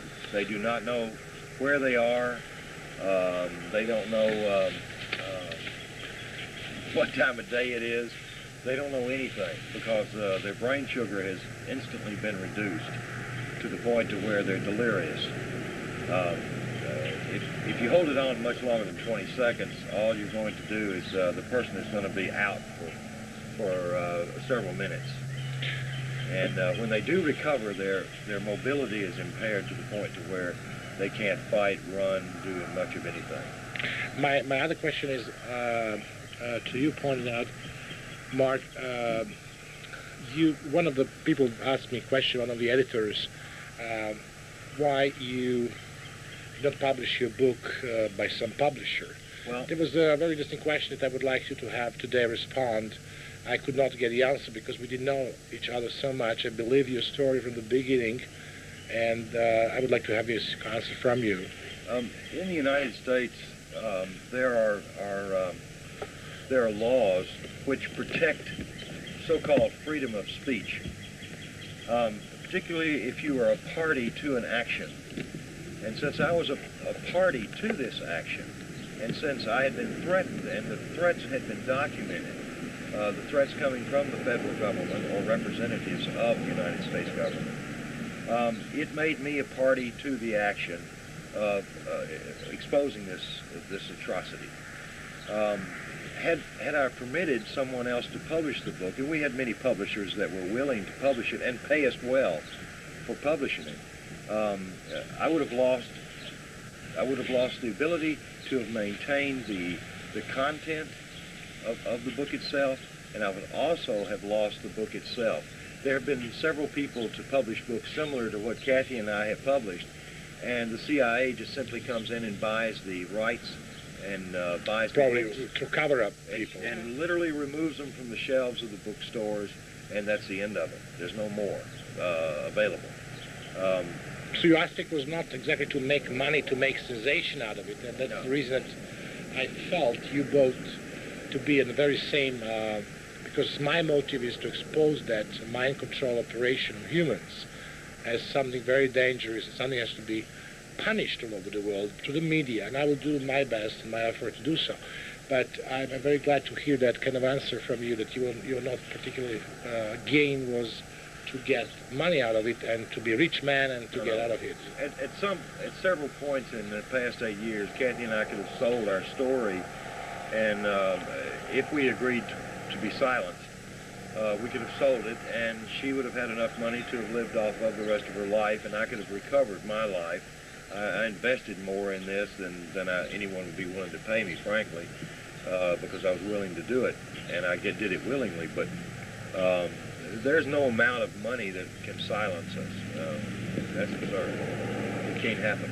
Another aspect that I noticed is, as a man who is following now, we became friends, and I'm really very much listening, and I really appreciate your company, was the way how you met together, and the way that you simply dedicated your future life to something that you didn't know about, and what will be happen out of it, something that is very dangerous, but your probably inside soul and inside instinct tells you that maybe that is your dedication to the humanity, that you somehow to your previous job didn't get as satisfactory, I believe. Well, as you know, during the late 60s and early 70s, I was exposed to, as a United States Department of Defense subcontractor, I was exposed to some MK Ultra or mind control experimentation, legitimate experimentation that didn't involve torture. It did not involve any sort of trauma. It was more in line with rehabilitating criminals and people involved in mental institution settings, also with apes and dolphins. Behavioral modification programs is actually what they were entitled.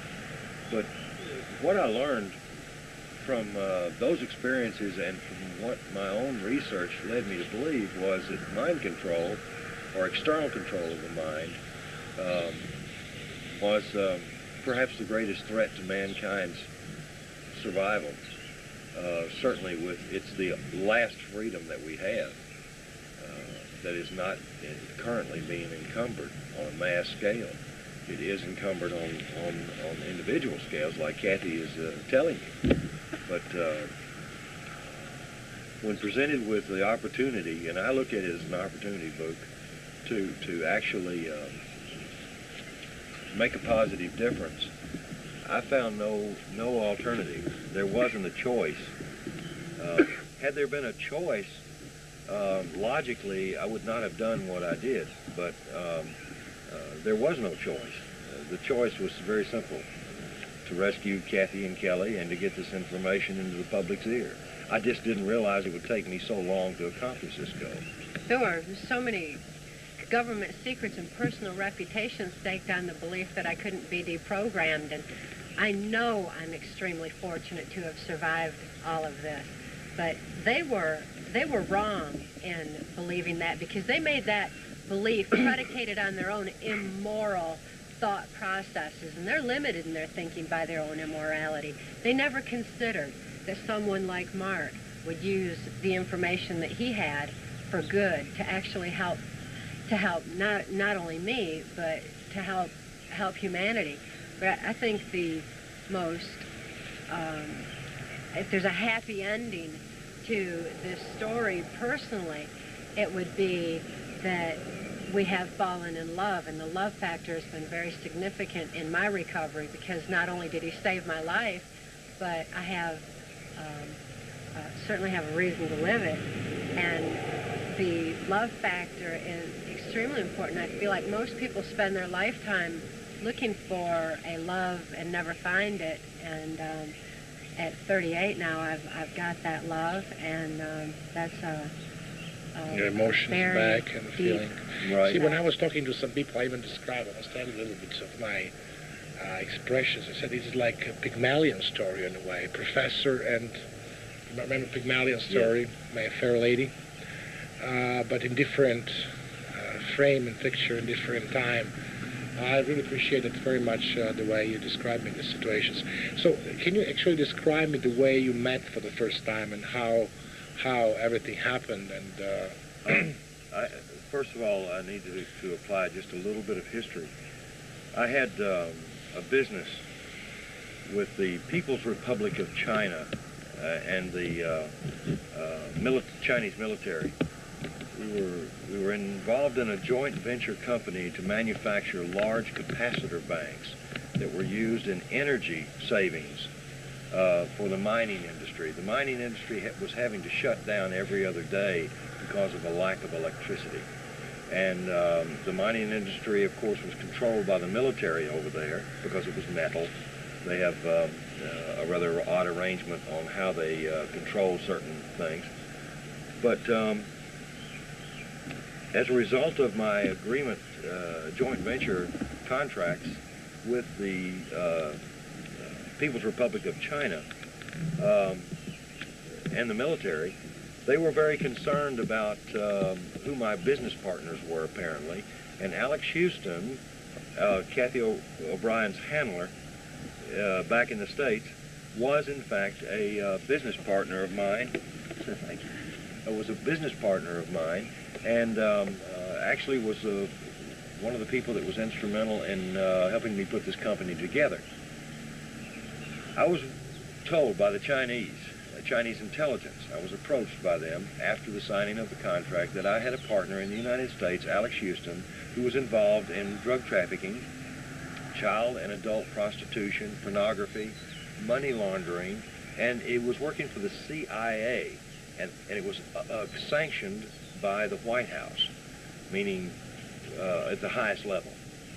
which hotel was that? In China? In which place? In China, you remember? Can you call it? I have the pictures. I'm not sure. Yes, I am too. It was called the International Hotel in Beijing. Is where actually this meeting took place. A secondary meeting took place at a facility in the Shenzhen province in southern China. But the Chinese offered to provide me the funding to buy Alex Houston out, which they provided it. Not only did they give me a $1 million letter of credit through BCCI in New York, but they also provided me with cash to purchase Alex Houston stock. I returned to the United States. I bought Alex Houston stock. I contacted a general friend of mine because of the words mind control being introduced into all this conversation that I'd had with the Chinese intelligence officer. And I explained to him what I was up against, and he told me that mind control, as I knew it from the 60s and 70s research, was fully operational and was saturating the private sector. In other words, the civilians were being abused with it. Well, it was at that point... It was your friend from CIA who told you that? Actually, yes, he was CIA, but he was also a high-ranking military official in military intelligence. His connection to the CIA at that time I was not aware of. I've only recently learned that he had CIA connections. He was U.S. military intelligence, which is a separate thing. But this gentleman had tried to convince me that people like Kathy were not helpable, that there was no help available for them, and that once I got her and her daughter out of there, I would just have two insane people on my hands, and I could not possibly help them. Even with the knowledge that I'd acquired, on this topic. But fortunately, this friend was wrong, because he put me in touch with some other people within U.S. military intelligence who were very cooperative in giving me the information I needed to not only get her out, but also to help put her back together.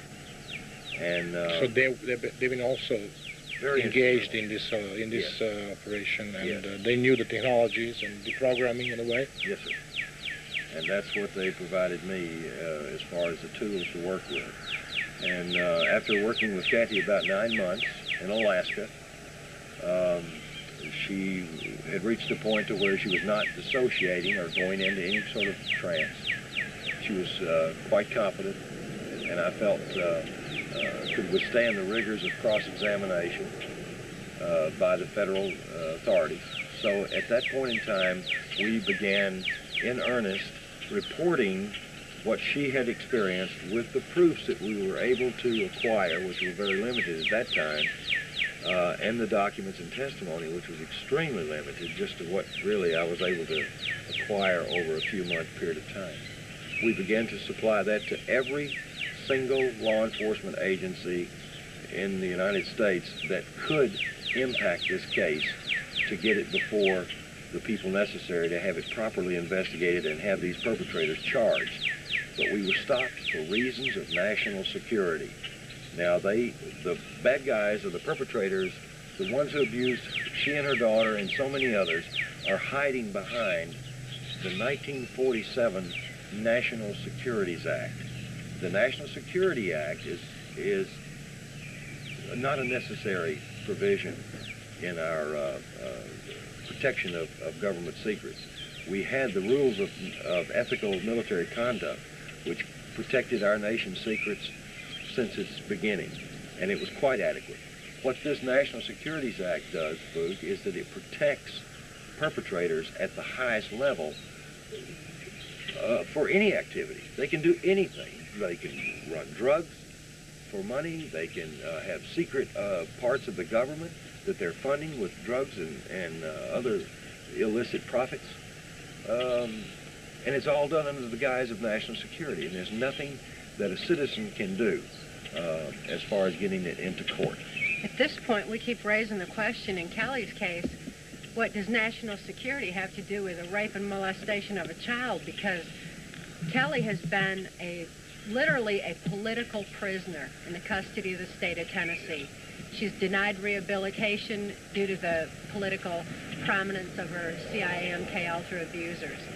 She's waiting for the peace of mind that I know comes with recovery. She's waiting for the day that she'll be free to be herself, and that she'll be free of this blanket of national security that's been allowing for the proliferation of the violation of laws and rights in her case that are it's absolutely intolerable, and it's blatant. She's been a political prisoner for over 5 years, and we're looking forward to the day when we can get the information out on a wide enough scale that Kelly can actually be helped. Do you believe that I'm very happy and delightful that tomorrow we're going to meet Kelly, and that we'll be able to talk to her, and you told her that I'm coming, and I believe that we'll have a nice time bringing her for the first time out of this facility. Yes. Do you believe, Mark and Kelly, that there is some help for her, that someone will be able, with full knowledge of that destructive technology of controlling of human minds, to work out also with Kelly, even if she was exposed to the project? There's no technology available in the private sector. Civilians have not been given that technology.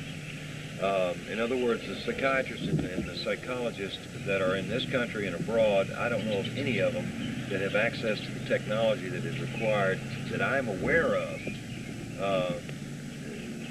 to help Kelly. What is the major difference between Kathy's case and Kelly's case? It's the amount of scarring on the brainstem that occurred prior to age 5. Kathy was abused sexually, physically, and psychologically, and behaviorally, but Kelly was abused through the use of technology and chemicals. Kelly's abuse goes much much more pronounced.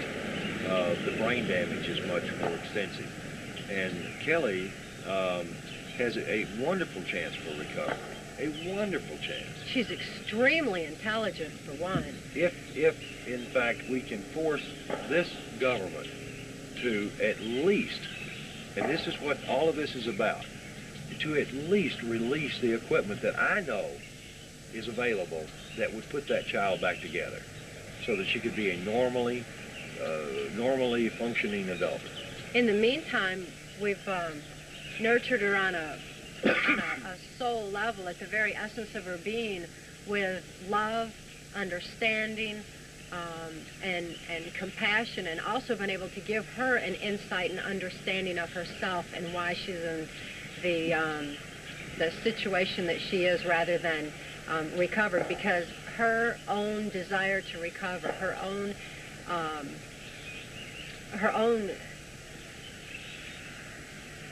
she's so motivated inside to recover that if that could have done it, she'd be there. But she doesn't know why she wasn't able to bring herself to that point. That's not fair that she should even have to think that way. So we hope to get access to some kind of technology that will actually help her stay in control of herself. She says that she longs for the day that she can express herself as she knows she is inside. And it's Are you definitely positive that there's no access to any more penetration of any kind of influence on her, due to the fact that she could be a very dangerous witness to the much more extensive cover-up on her case? Actually, there is no guarantees. Not for Kelly, not for me, or Kathy, or for that matter, you. Mm-hmm. But with as much publicity as this case has been given over the past 5 years through law enforcement, legitimate law enforcement, and legitimate mental health in this country and abroad, I would say that the chances of them abusing Kelly at this point are slim to none. It would not be practical. It would be a big red flag. I was also facing the different questions, so maybe it's very interesting for you to open my heart and to tell you what kind of question I got when I was playing the tape that you gave me and all these books. For the people that have been very superficially facing that, I mean, that means not reading your book or not even being capable from the time point of you to read that, they always thought that should be something that Americans are planning on us, you know, in a way, even in Europe, in Western Europe. But from the others, they asked me, people that are more concerned and they have some knowledge on that, and especially in this field is not only in the United States, this field is probably in Russia, very developed. Oh, yeah. In all these we don't know fascistic regimes in the world that is not employing the same type of mind control that Kathy experienced. There's no country in the world that's excluded, and that even goes into some of the most the third world primitive societies in Africa. and such as Haiti. And Haiti, mm-hmm. you know. Also kind of mind control, same trauma. So now most people say how you're still alive, how knowing the fact how CIA is effective, and as a matter of fact how easy. I was facing a situation in my life trade when I was working on Kurt Waldheim, probably the most dangerous espionage affair in the world, by now of being threatened and being even tortured one time, and lucky enough I survived that torture. But on the way, knowing such methodology of killing, to kill the person, to eliminate the person, you just need a few experts on that. What kept you alive through these years? Probably the single greatest support that we received were from friends that I have made, friendships that I have maintained over the years within the intelligence community and within law enforcement. These people have guided my path and Kathy's path safely through this maze of information dissemination. We have disseminated information. We know what kind of secrets to keep and what not to keep. We know what will get you killed and what you can survive with. We have literally passed through the window of opportunities, and we have successfully gotten this information out in such mass that now, quite honestly, I believe that we're probably safer than most Americans who don't even know about this stuff. I don't feel that we are threatened. For most of the people that I met, publisher or people from magazines, they ask me questions. Okay, we will publish if it's only a matter of mind control, which is, people are aware the one way through satanism and other means, but how we can comprehend child abuse with a very famous name in politics. It's very simple, Luke. There's one common denominator between a child abuser and one who isn't a child abuser. That common denominator is they're both people. And when people are in positions of absolute power, you know that absolute power corrupts absolutely. And sometimes even the most mild-mannered, unperverted person, when they are placed in positions of extreme authority, under extreme pressure, and they develop some very sociopathic attitudes towards their fellow man. And in the process of doing so, express themselves sexually in a very perverted way. Now, this is common knowledge among people who study the mind, psychologists, psychiatrists, and mental health people. They realize that the higher up the ladder of success someone rises, the more perverted their sexuality becomes, and the more criminal-minded they become. This has been known throughout history.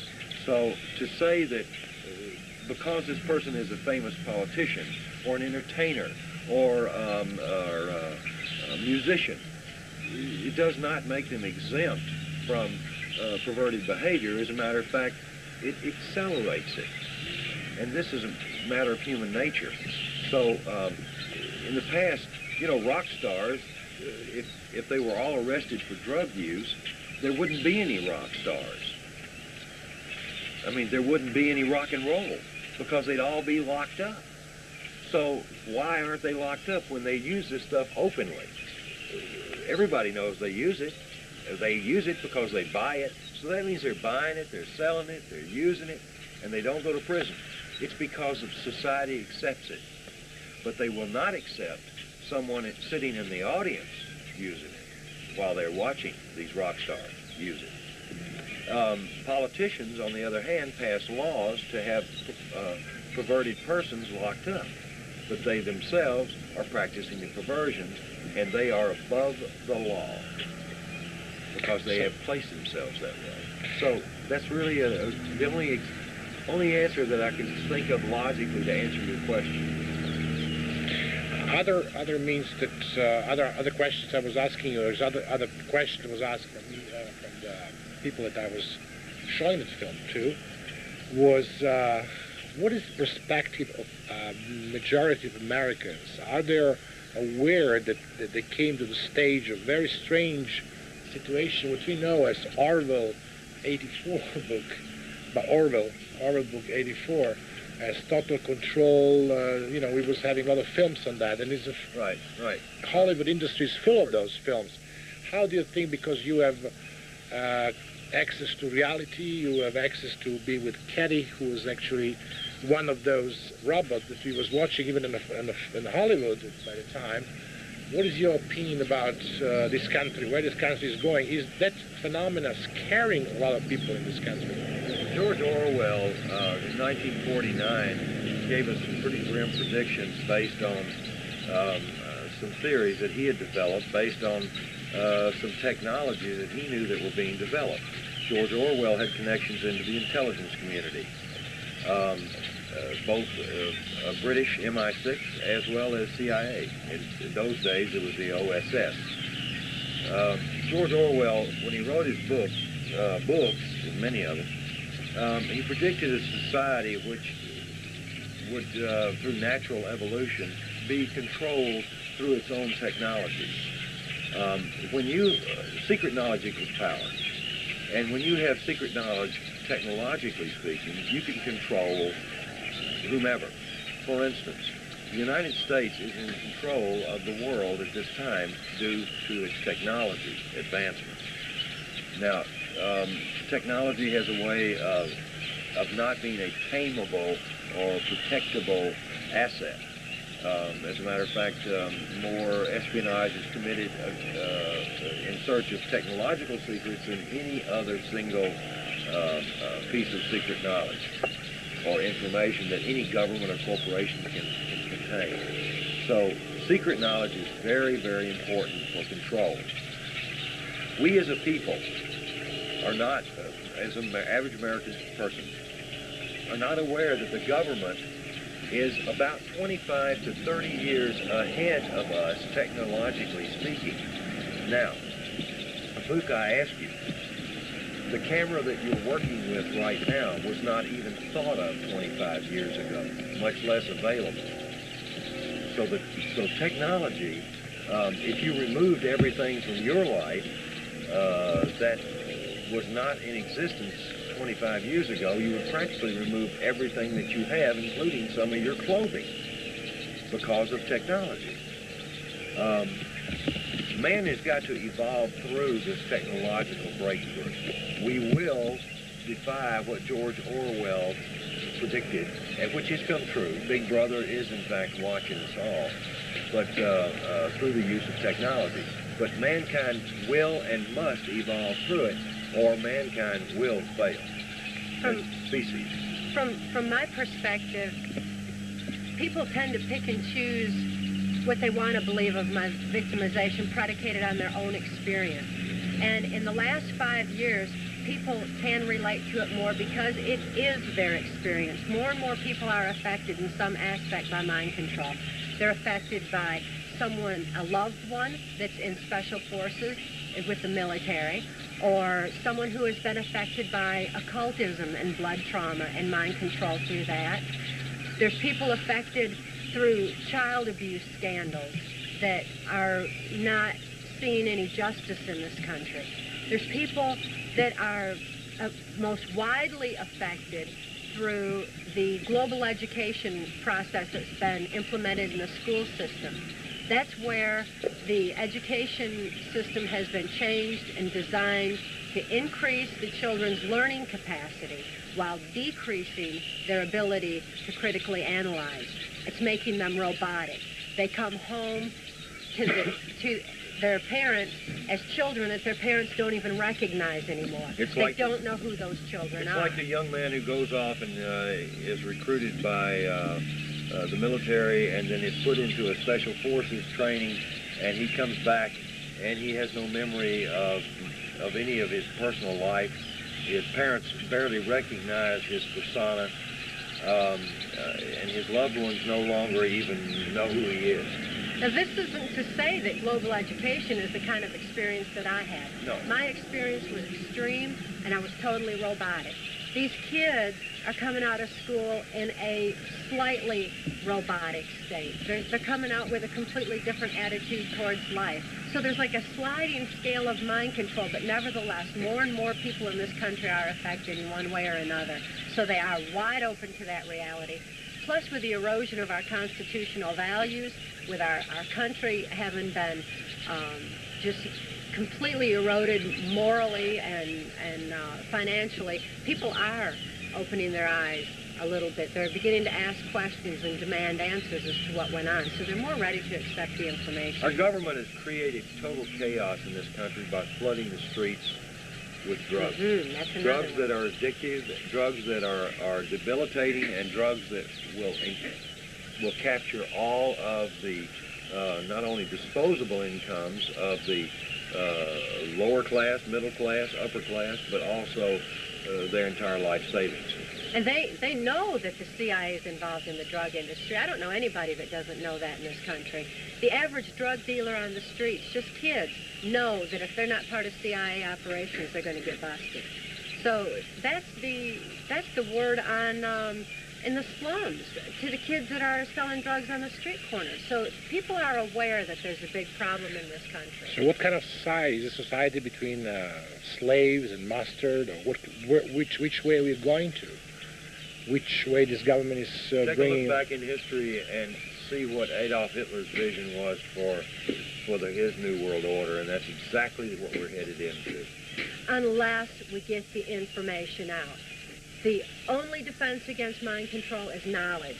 We've been they have been operating on the idea that secret knowledge equals power, and in fact that has been true. We need to tell those secrets. That's why Mark and I have written the book. That's why we're getting the information out. That's why we have so many behind us dedicated to getting this information out. People have a right to know and a need to know this information for the sake of humanity as we know it. How about you appeared in a lot of, how many talk shows you're appearing with, and how many conference you was appearing with? Book, I don't have an exact figure. I can guesstimate from the number of years and the number of stops, and just by a drawer full of canceled airline tickets, probably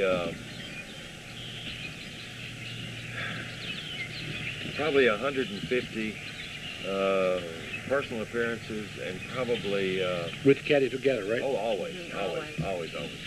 And probably twice that many radio and television shows, both in the United States and Canada. When the television shows will be taking place now? Television show. The TV shots were usually limited to news people coming in to seminars and taking 5-minute, 2-minute, 1-minute film clips of what we were talking about.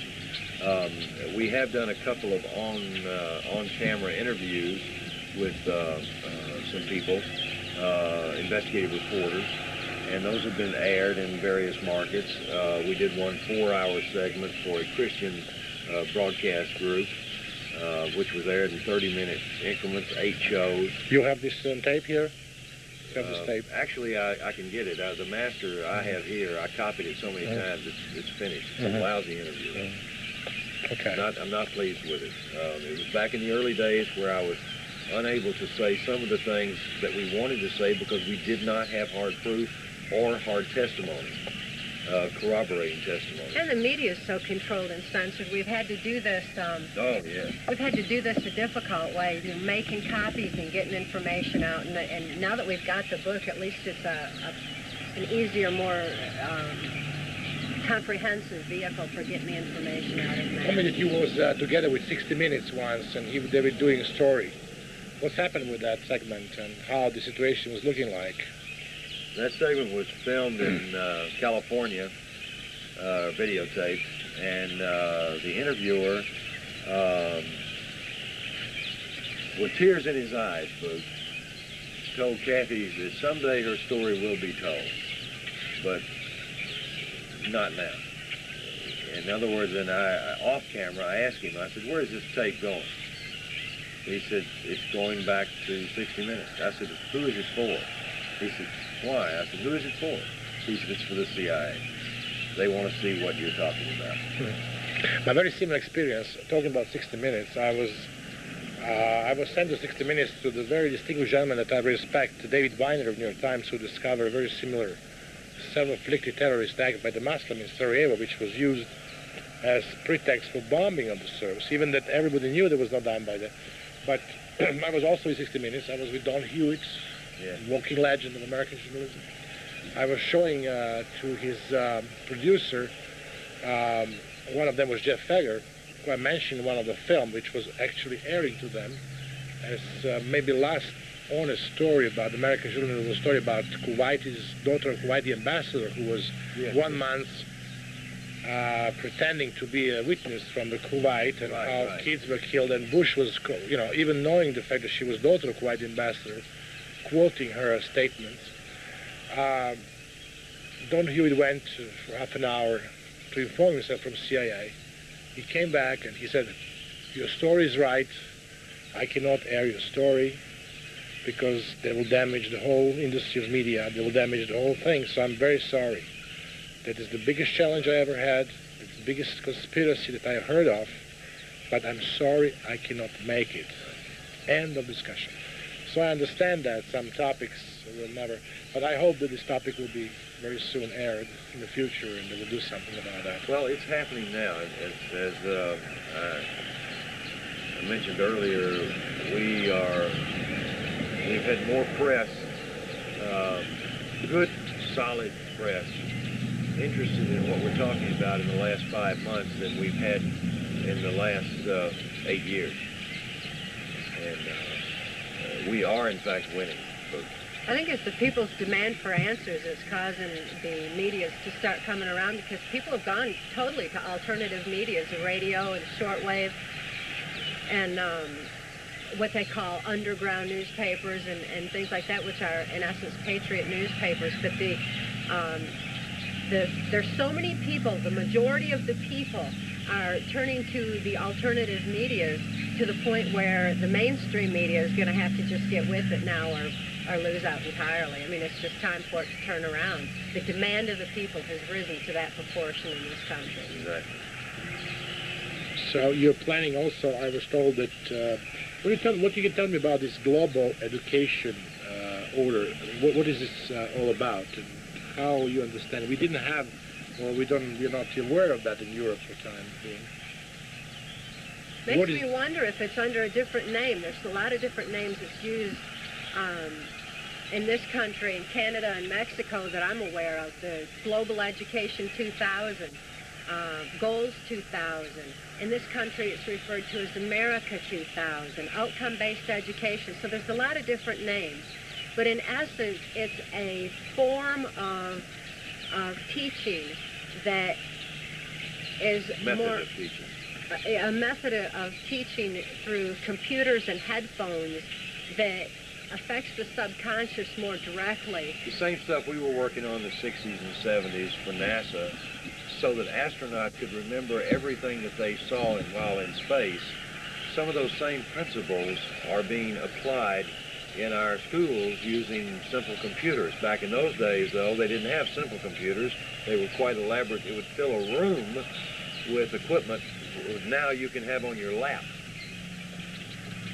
So what is the philosophy behind, also on the control of the masses, or what is global education? What it is an absolute control of the masses and supposedly a control on the gross national product, the productivity of these children when they emerge as adults and are going to be in a work environment.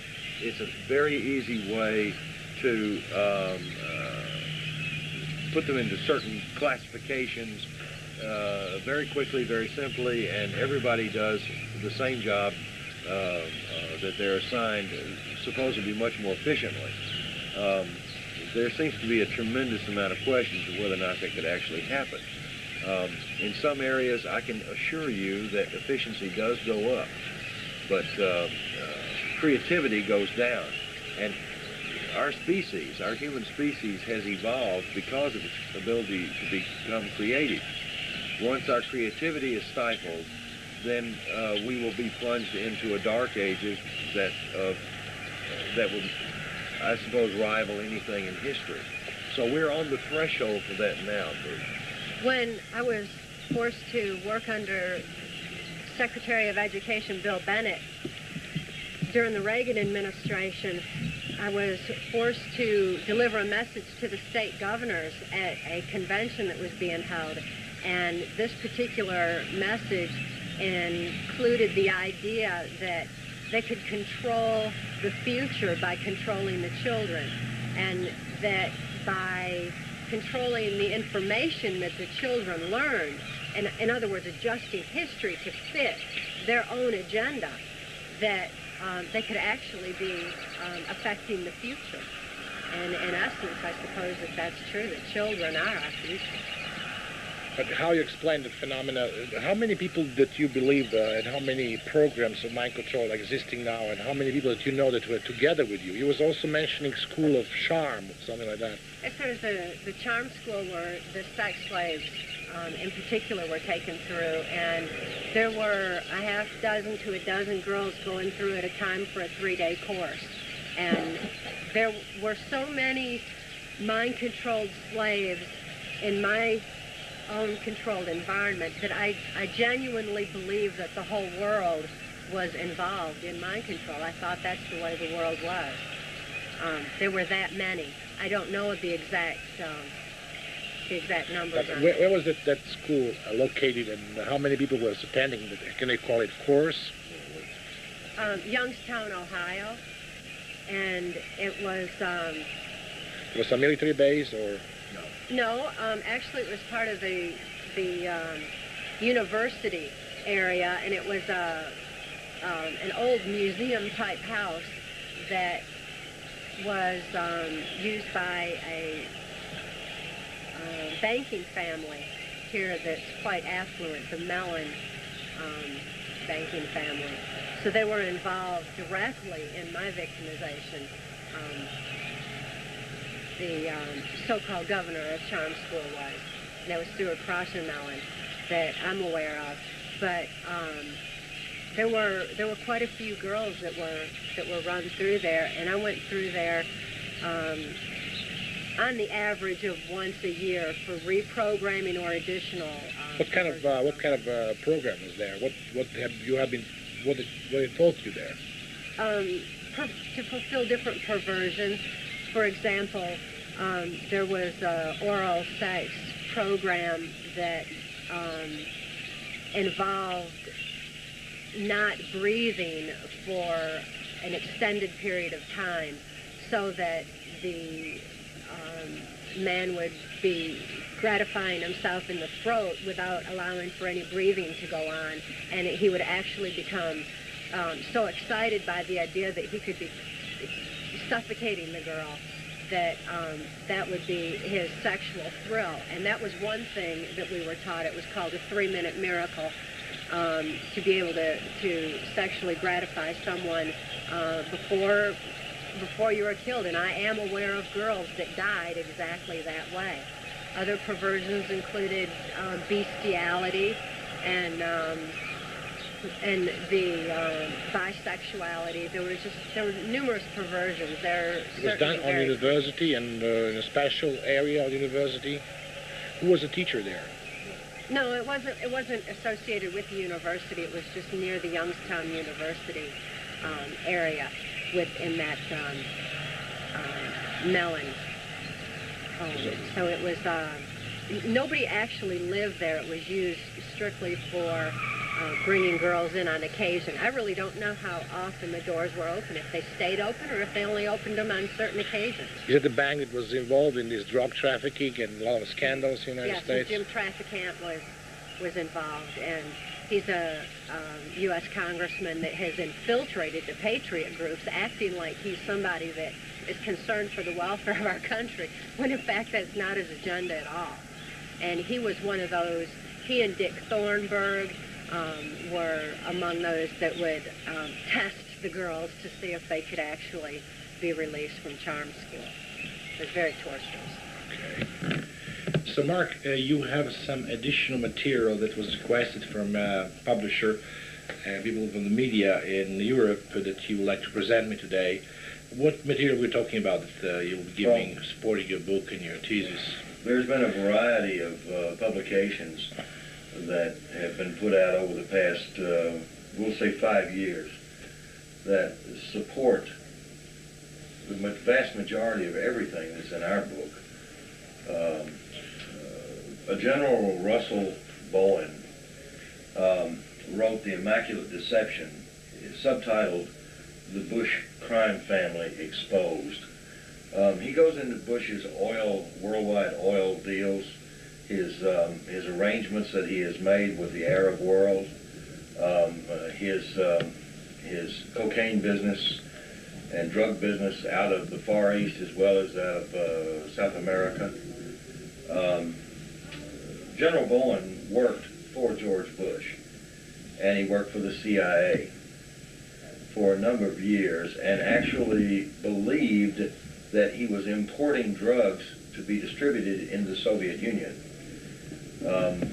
He felt like this was part of the psychological warfare that we were waging against the Soviet Union. He did not realize that George Bush was actually putting these drugs on the streets of America.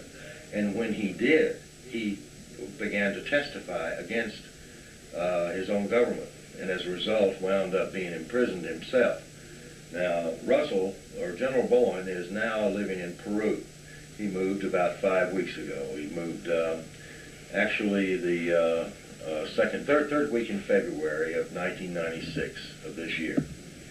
But he did produce a wonderful document called The Immaculate Deception.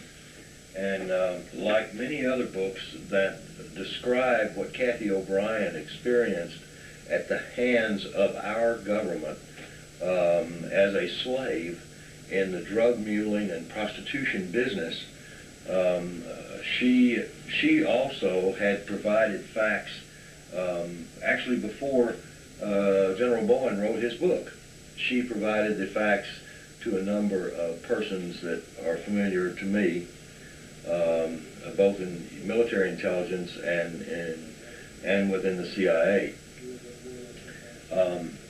In addition to just this one book, we have probably our largest single files are medical documentations. There are literally thousands of pages of medical documentation where the psychologists and psychiatrists that have examined Kathy O'Brien and her daughter have all confirmed what we know are the findings.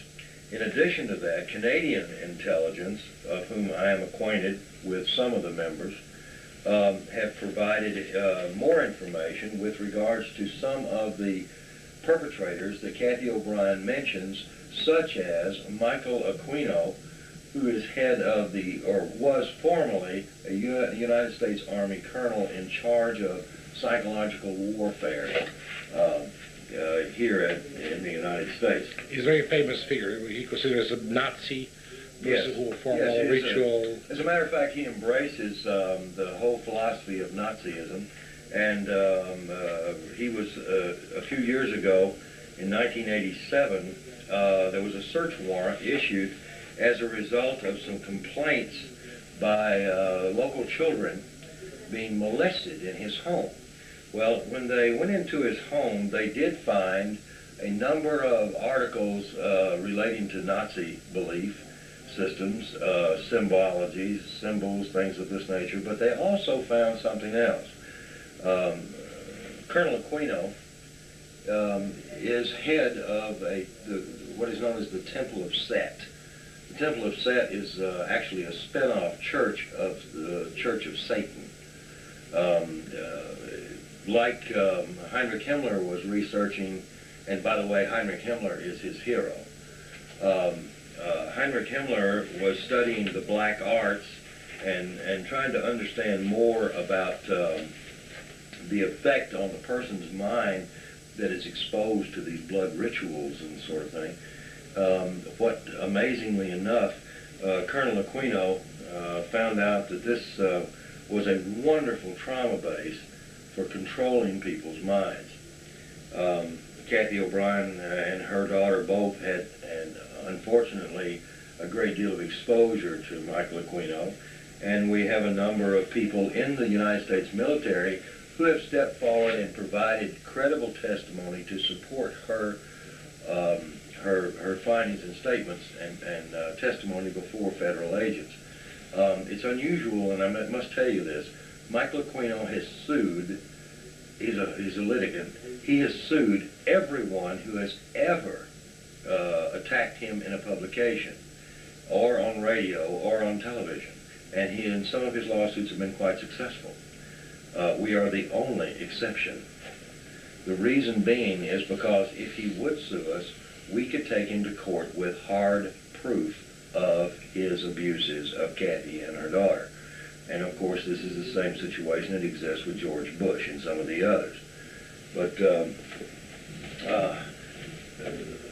Michael Aquino had a book written around him, and I'll read you something, and it says, what most people don't know, and what U.S. law enforcement officers are only beginning to discover, is that Satanism is the fastest growing underground criminal movement in the world today, and that it is directly linked to an exploding number of child abuse cases, Nazism, drug dealing, pornography, and prostitution.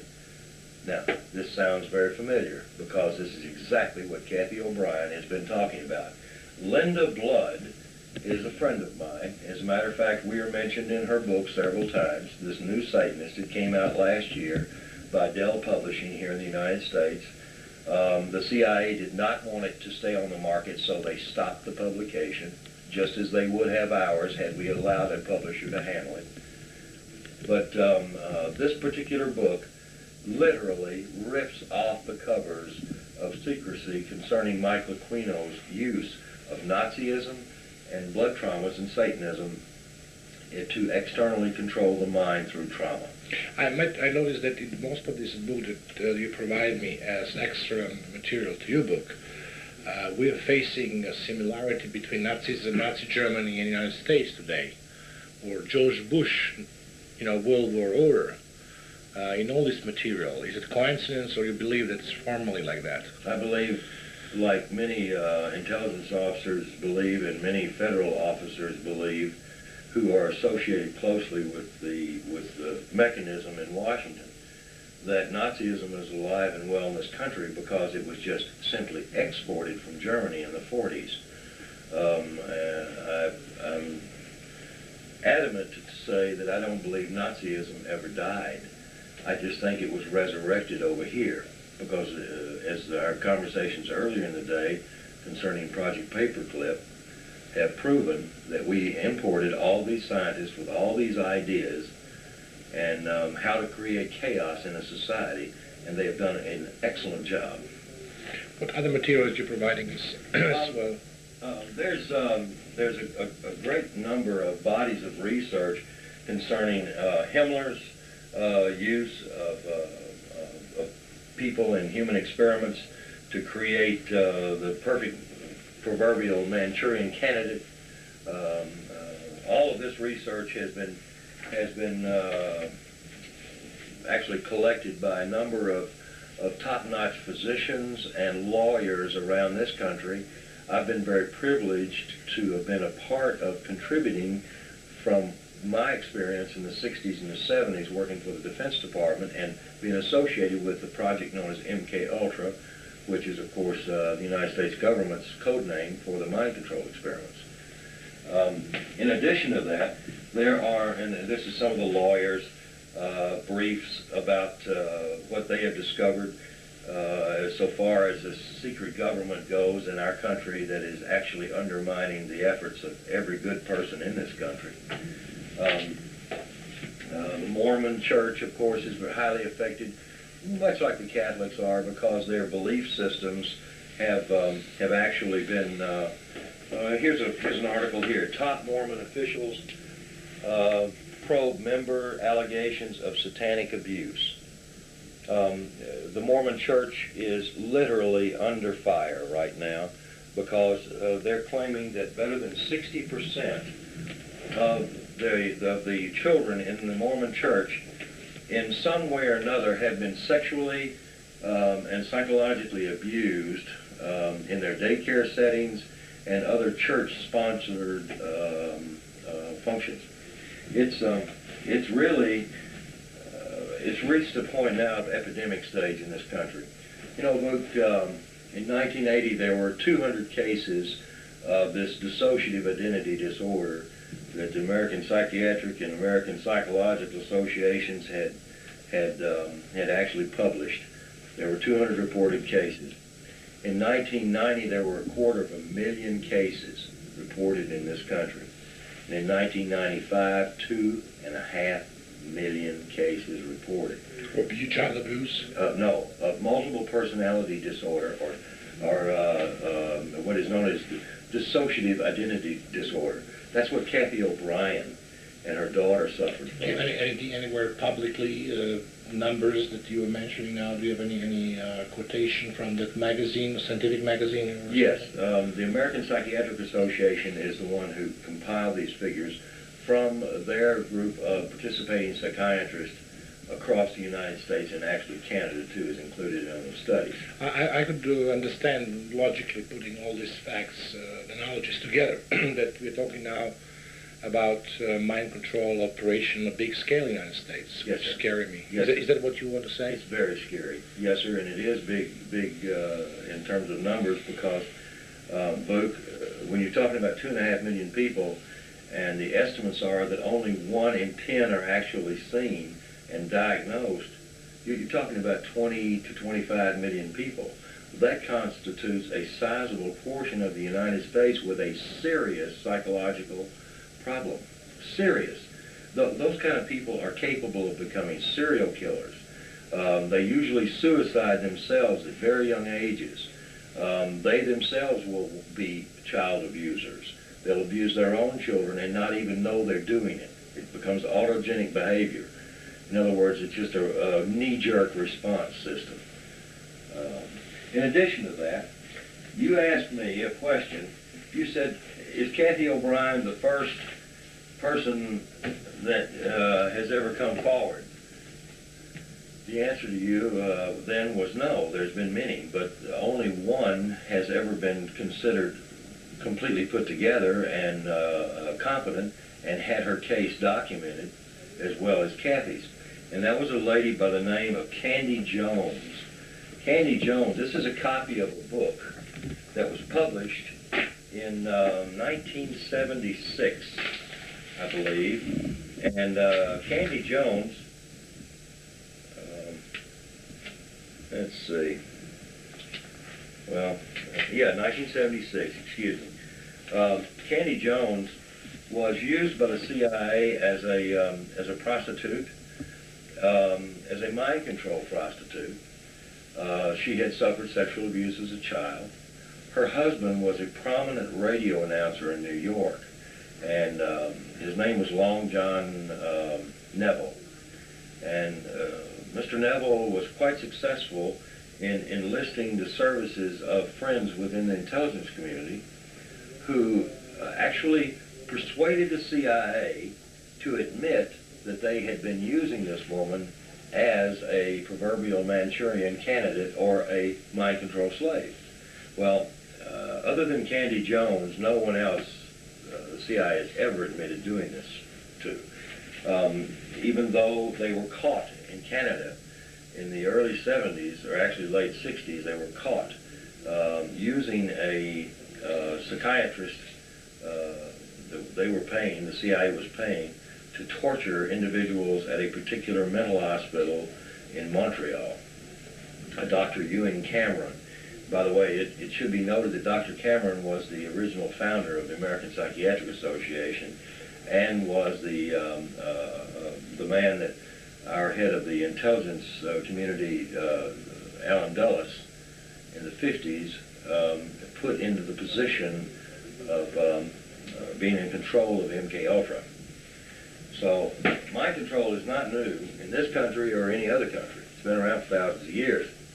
But the sophistication of it to this point has now reached such a proportion that people are seeing the results everywhere, but they don't see is the sophistication of the mind control itself. They don't recognize the symptoms that are being created in these people until it's too late.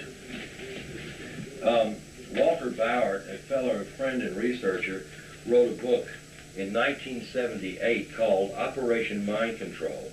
Walter did perhaps one of the best bodies of research that has ever been provided, but unfortunately Walter allowed Dell Publishing Company to print his book, and the CIA, although they paid him quite well for it, bought all the copies up off the shelves and bought the rights to the book from Dell and took it off the market, because this information was much, much, much too powerful to be released into the private sector.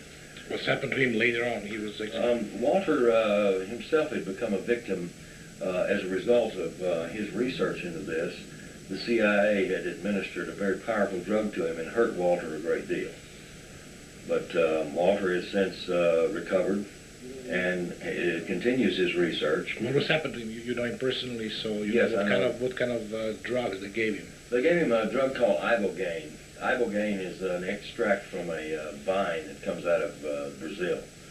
And ibogaine produces characteristically a type of delusional behavior consistent with someone who is clinically insane for all practical purposes. And they will have good days and they'll have bad days. Walter had been affected for over 44 days. But I mean, he was married to the woman that was yes, he was married to the Mellon banking family. That same Mellon banking family, by the way, is one of the most powerful banking families in the entire world. and was originally put together with the Rockefellers. And they've been implicated in practically every money laundering scandal that this country's ever known, particularly involving George Bush and his drugs and the CIA. So the bank is closed right away, right? Oh, no. No? It's one of the most prominent banks in the world and remains such today. And he has to divorce this woman because the bank was actually covered up for the CIA. Is that correct information? He was divorced, and any money that he had had as a result of that relationship is gone. They took it away from him and left him penniless. I got reports from all over the world. Dr. Hans Gruber, himself a physician, or Hans Greitz rather, is indeed a victim of mind control by a cooperative effort of the KGB and the CIA. And he also has thrown another one into the mix called the Shabak, which is the Iranian intelligence gathering group. Dr. Greitz has been in touch with Walter Bauer and myself and some of the other avid researchers in this country for a number of years now. He himself is in a state of recovery. Unfortunately, in Germany, this disorder is not even recognized as being real. If you have it, they'll say that you have something else. They do not allow anything to be written on mind control. They do not allow anything to be published on government abuse of external control of the mind or behavioral modification. They won't allow any kind of term associated with it. There's a tremendous amount of information available on what has happened across the country and around the world regarding mind control. But I think the most prominent thing that we've seen in the last few years, as a researcher, I can say this, even though I have been personally involved with Kathy O'Brien, her case, as far as the physicians in this country, and I'm a member of the International Society for the Study of Dissociation, which is a very prestigious group of physicians worldwide who are attempting to build a model for practical recovery of persons like Kathy O'Brien. And at this point, the American Psychiatric Association is actually considering publication of a treatment modality that I have co-developed from my sources in the CIA. The same treatment method and modality that I used to work with Kathy O'Brien successfully to bring her case to a conclusion. And as you know, for the past 5.5 years, she and I have been on a lecture circuit with physicians and law enforcement, and they've been gaining extra credit just for listening to her tell her story. So we're going tomorrow to see Kelly. Yes. I believe that Kelly one day will be rescued and will be able to do something with the help, of course, with the full knowledge and... With the people that are watching this video right now, those people, if they will do something, whether it is to have our book published in their respective country, or whether it is for generating publicity for this case, that's all it's going to take, Book, in order for us to be able to successfully get this girl into a therapy that will help her. Thank you, Mark, for your extensive report. Thanks, Bud. This is a mental institution, and now with Kathy and Mark, we're going to visit her and take her for lunch. And it's the first time that this girl was allowed to go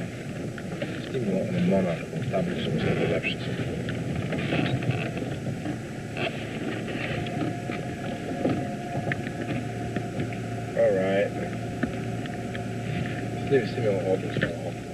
Make a shot around. I'm going to get her. Oh, that's the place? Yeah.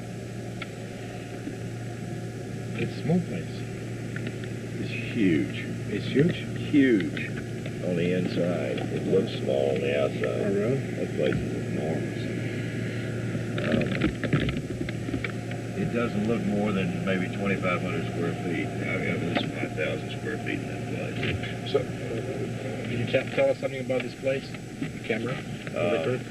The only thing I can tell you is that it's called a group home, and you see that van there? That's a state vehicle. Mm-hmm. Unless you've got permission from the court, you can't go in there.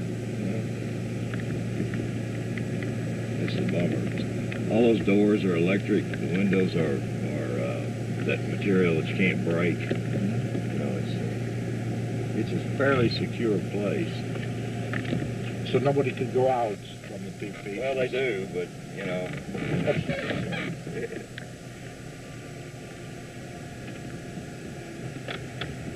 All right.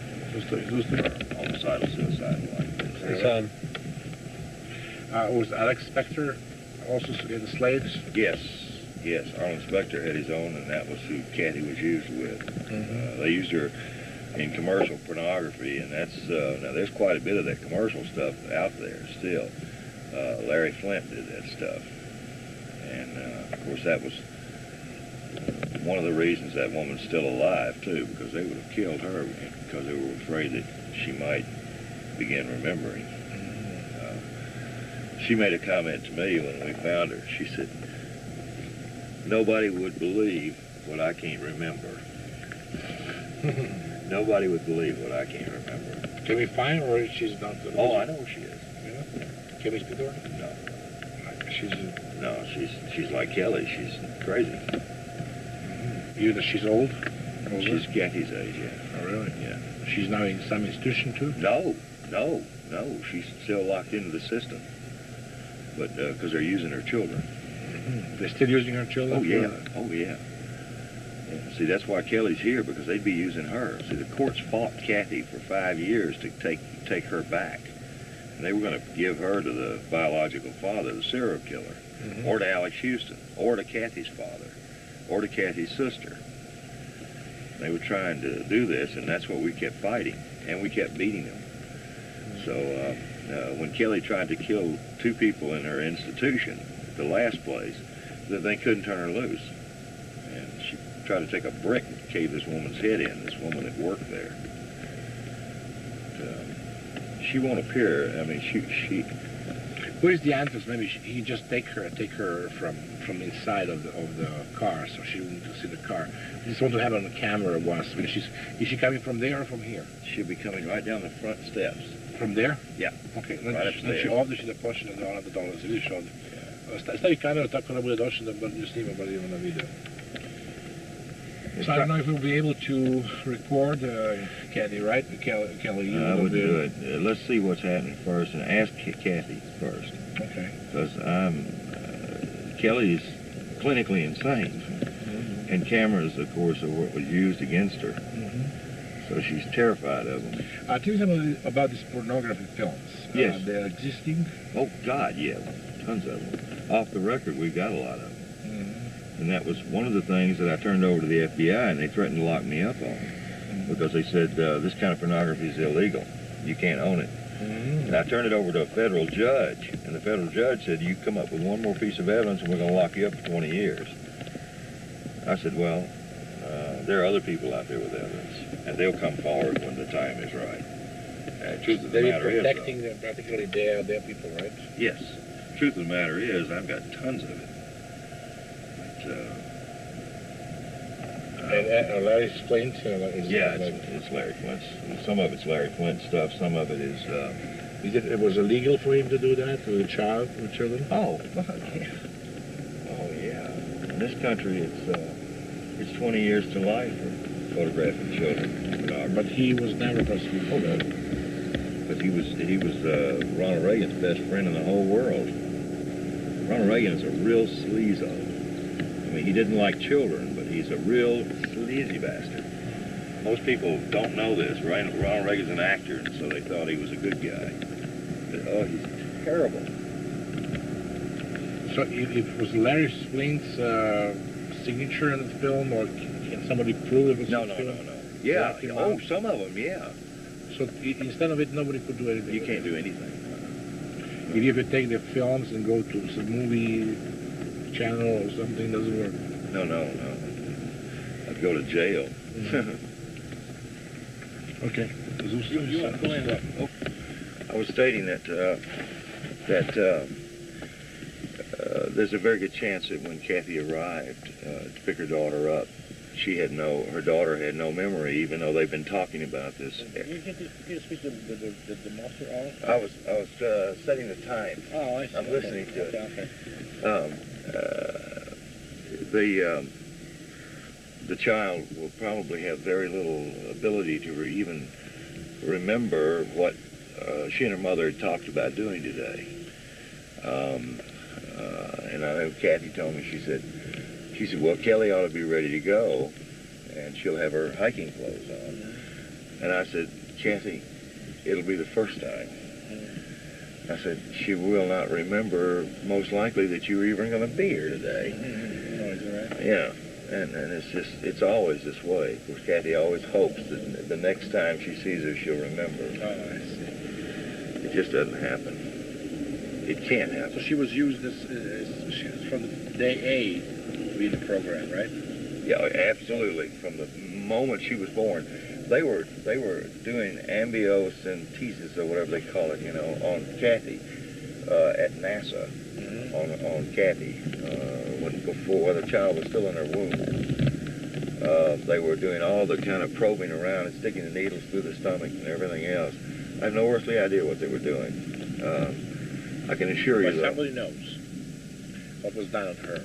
She has a file. Yeah, there's tons of files, but I don't have access to those files. I do have access. Okay, dolazi malo. I have access to one or two of the files. Snima njih I nas prvo vidimo.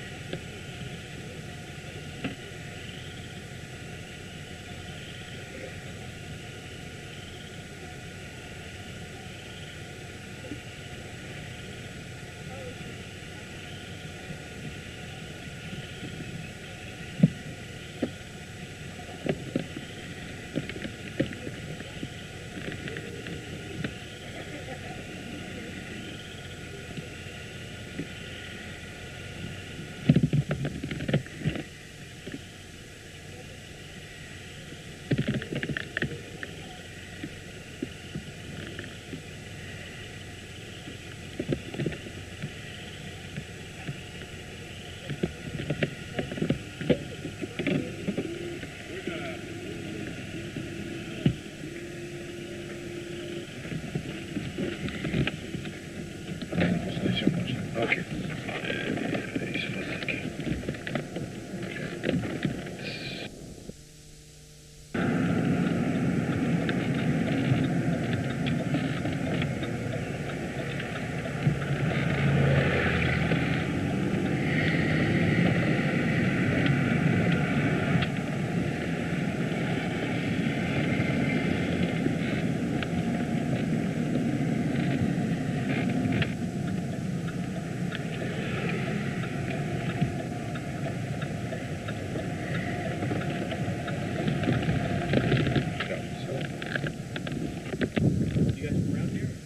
No, we're from around Europe. Really? What part of Europe? From Yugoslavia. Former Yugoslavia? Yeah, formerly Yugoslavia. We are bad Serbs. Oh, really? Is that where you're from, Serbia? Yes.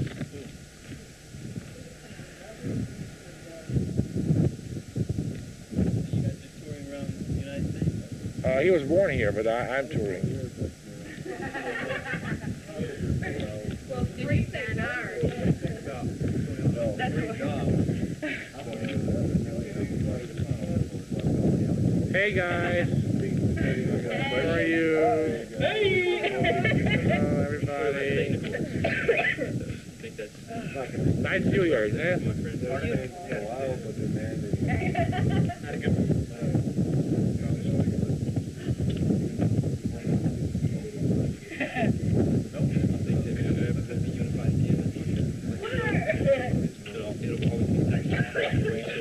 Change my weeds. I don't go back.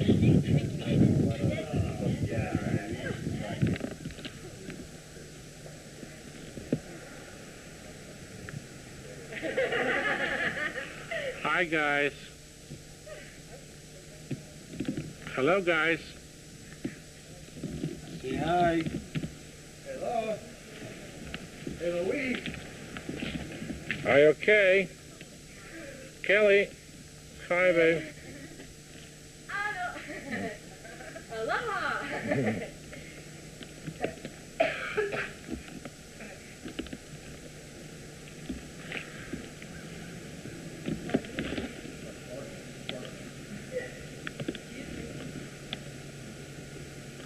Hi, guys.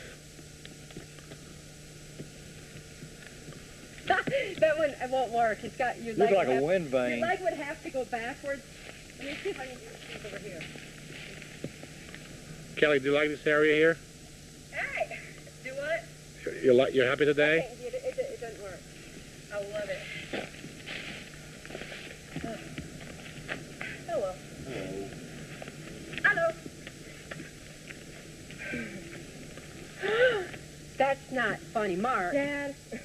I know what that one is. That's not. I went off there, I'd be doing some serious flapping. That wasn't. I always said if I fall off, I want to say I'm going to flap my arms. I'm going to flap them like a damn honeybee. Hummingbird is what I'll be flapping like. That's pretty fast. You know what? The hummingbird is very dynamically able to fly. Damn old bumblebee. Milane? Hi. Hey, how you doing, Luke? Okay. Yeah, because Milane did very good participation in our programming. The fuselage is I'm just relaxing a little bit here, enjoying the view. All right. body weight. In the air, they weigh nothing. Is that a tick, Dad? What? Or is it a bug? It's just a bug.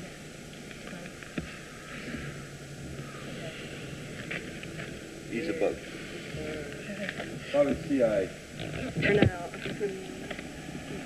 All right, girls. You like our day today, huh? Fun. Tiring, but fun. All right. Who's more tired, the mother or the daughter? Should we take a vote? God. All right, whose legs are wiggling the most? What books are you reading now, Kelly? Kelly, what books are you reading now? Is there any books title, particular title? Anything. Magazine? Extraordinary Science, Discovery magazines.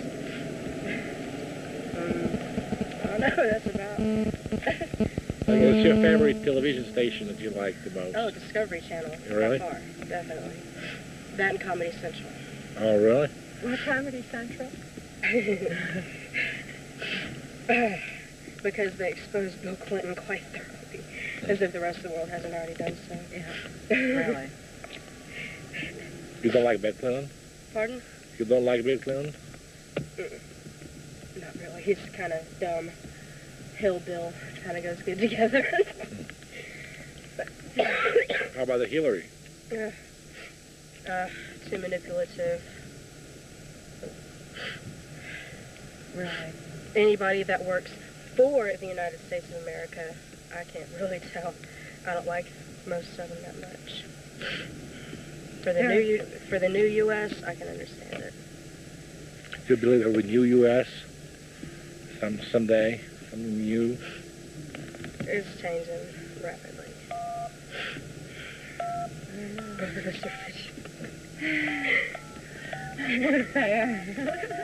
Should we do feet for him? What? Yeah. That's right. Foot for thought. Really? Do you like to go to Italy? Pardon? Would you like to go to Italy with us? Yeah, very much so. So we can make a study and do all these tours, Florence, Rome, I would love to Venice. visit Florence. Venice is the most beautiful. Napoli is beautiful. Naples, the most beautiful place in the world. What kind of? I'd love to go. What changes are you looking for most in this country and in your situation? To stop the manipulation of lesser people. And which way you mean? Which way manipulation you're talking about? Do what? Which manipulations you're talking about? Anything from mind control to, yeah, justicism, definitely. The control the state has over the whereabouts of children and the abuse that gets placed on them while they're in custody. Yeah, a separation of family. I always say the separation of families is How affected separation from your mother? How affect your life? Probably drawing us closer together, if anything. The exact opposite of what everybody else wanted to happen. Mm-hmm. Exactly. Do you remember anything from your past life and abuse? Can you remember? Not much. I still have a block. there's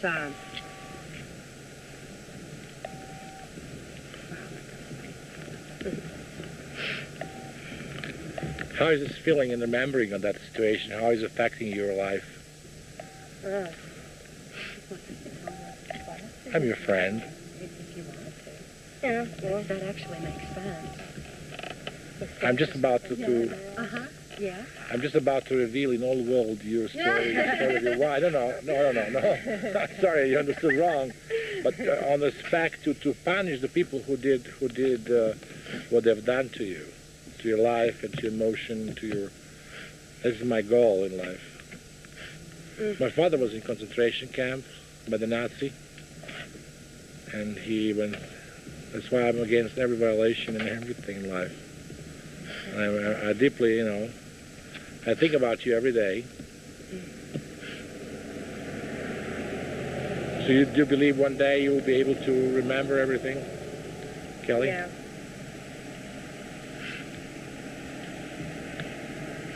One day. What's your favorite actor? My favorite actor? Yeah. What do you think of actors? They're people. Just the same. They just have a talent for entertaining other people. Right. Is there anybody that you particularly like, or? Brad Pitt, because he's attractive. And the movie that he's coming out with, what was it called? I don't know. He's coming out with some movie that speaks out against, it's entitled Sleepers, that's what it was, Sleepers.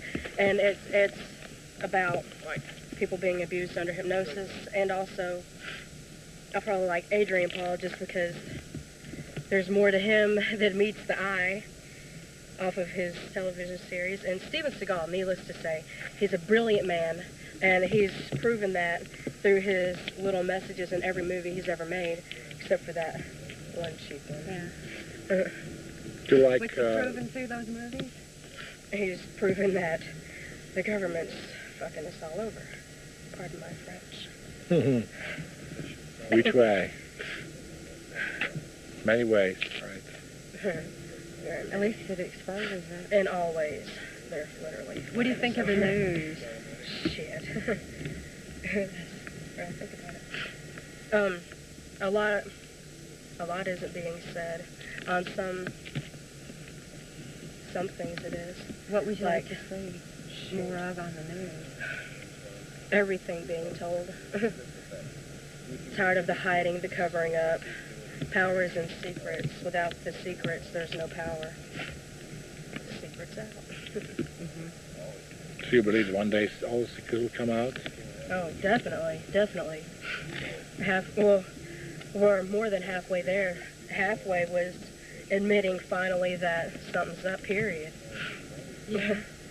And, Kelly, how you believe that you would like to live with your mother again? And with Mark, happily. Hopefully sometime in the near future, like maybe this year, we'll be living together in a log cabin somewhere in Alaska. Oh, you like Alaska? Love it. Oh, that's a place where you're... It's wonderful. Perfect temperature, perfect scenery. It's just perfect. Do you remember anything of your childhood, or it's really like a barrier in your mind? Well, I think the best things I remember is the horses, some of the good walks I took with my mom, and the time when we were going on daily motorcycle rides with Dad. In Alaska? No, in Keystone Springs, Tennessee. Oh. It was about 6, 7. How about Alex Houston? Do you like? Good. No, Do you remember him? Do you remember Alex Houston? Lying bastard. Well, actually, I don't know. Is Alex Houston in your memory, or you?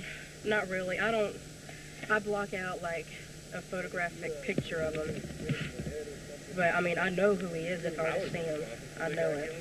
When's the last time you met him? You saw him, do you remember? God, what, 9 years ago? just about. Yeah, about 1988 when So about 8 years ago. How about Cox? Unfortunately, I got the privilege of seeing him about, 4 years ago? Last time, I think, at Cumberland House. And I was physically restrained and forced to see him, and my head pushed against the floor because I refused to talk to him. That was a pleasant memory. So what is the purpose of his visiting you? Just to... I don't know. I don't care. I just don't want to have anything to do with it. When was the last time you saw him? The result the last time I saw him was drastic, emotionally traumatized me, I'll tell you that. And it gave me a pretty good headache. You're a gorgeous girl. And I believe that you have a great career in front of you. And you'll be a great writer. I'm definitely positive. You're really the most brilliant girl I've met in the absolute last 10 years. Most brilliant, intelligent, and beautiful. And the bad thing is I can't even exercise my brain. Why? Well, the place I'm at now, I mean, everybody there is dumb. I mean, they're not ignorant, because at least if you're ignorant, you can be taught. Just terrible. They think a big word would be something like deluxe or caviar. So you're not happy in the place you're now? No, definitely not. I enjoy it sometimes, but more often I don't than I do. So if I wasn't there, I wouldn't have got to meet a lot of great people. So you like prefer to be in some college, go to study? What is your favorite subject that you would like to study? Like some science? Science, definitely. Science and literature. Any of those. I'm good at math, but it's not something I would actually study, per se. Oh, well, I might. Take that back. Because that ties in a lot to science. The two kind of go hand in hand.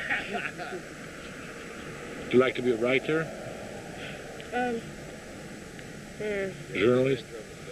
Not really. I like it for a pastime, but I think overall, veterinary is calling me. That's my calling. What is now your education is looking like? How you can describe your education system in the place you're now? Okay, I'm supposed to be either in, I think it would be geometry or in Algebra 2. Instead, I'm doing pre-algebra. Mm-hmm. I'm supposed to be in English 2, but I'm doing 7th grade English, like spelling. It's just ridiculous. you have a Shakespearean English. How somebody could taught you spelling and all this stuff? You said because other people are like this, other people that are there. How many people are there in this room, in this place you are there? In the house that I'm living in, there's 7 other girls besides myself. The only girls? Uh-huh. Only girls there? 7. Oh, I see. All in all in the whole program, I don't know, uncountable. About a couple hundred maybe, about 100. Somewhere in there. Oh, wonderful. So where do you have your studying? Where do you go to school? I'm sorry. I must be very... Grown. Wrong. I'm sorry. Where do you have your teaching? Am I, did I say something wrong? Pardon? Did I say something wrong? I'm your friend, am I? Yeah, definitely. I like you very much. You're my friend for life. Definitely. And I would like to go with you and your father and mother to Europe and really enjoy in some beautiful Sounds areas. like a real good idea. Oh, yes. Definitely will definitely do. Yes. Right now, though, is this on? Oh, you It's on camera. I have someplace else I need to go very badly. I do too. It's called a facility. Okay. You got 3 people that are going to stain I your want to seat. visit John, my best friend at this moment. Either that or I've got a French girl named Toilette. Either that or a redwood tree right We about really now. appreciate you, Ruth. Okay. Definitely. So I have to stop the camera.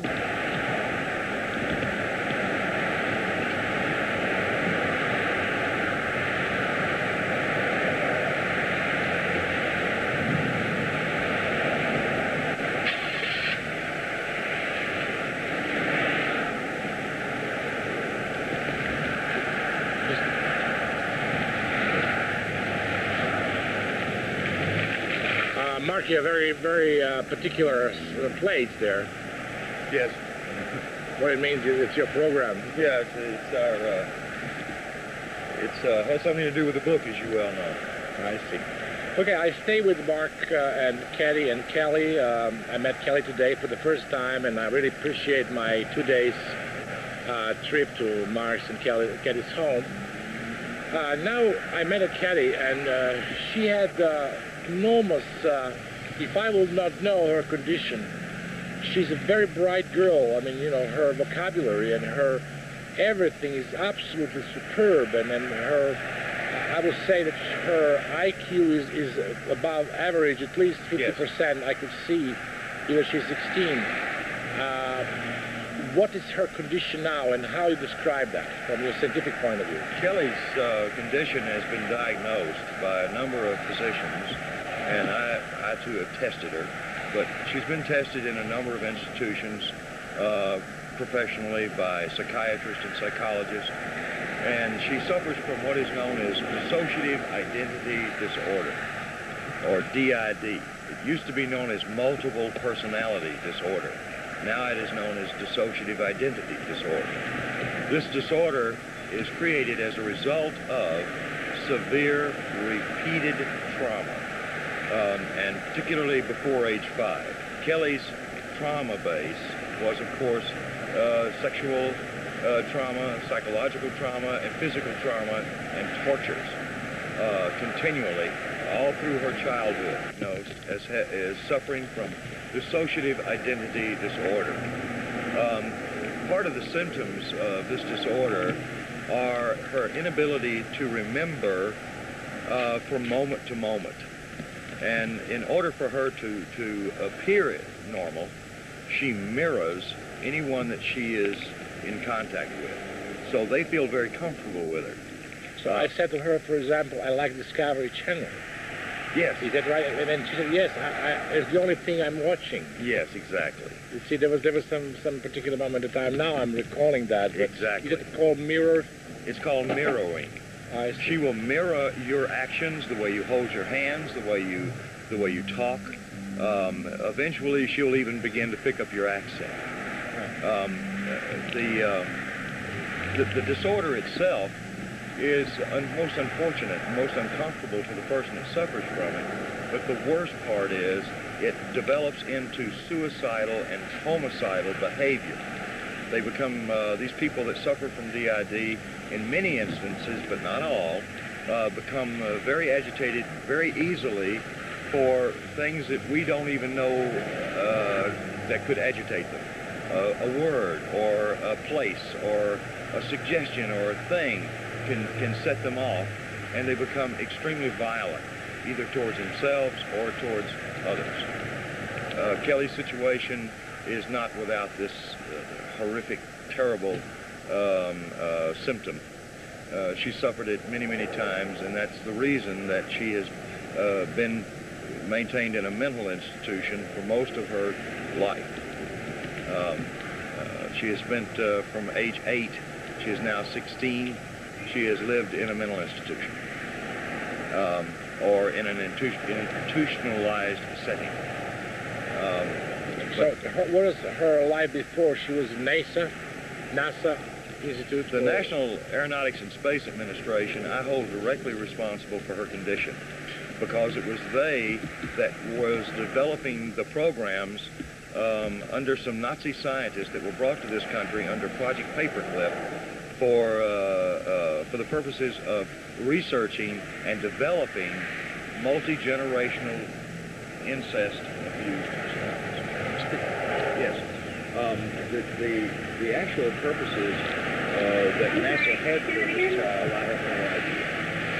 There is no basis for my understanding of what they were going to do with her. There are many people that have suggested maybe they were going to use her as an assassin. Others have suggested that this was a normal thing as a result of the trauma. I can tell you that in many instances, these children develop this antisocial behavior in becoming what you and I would term suicidal or homicidal.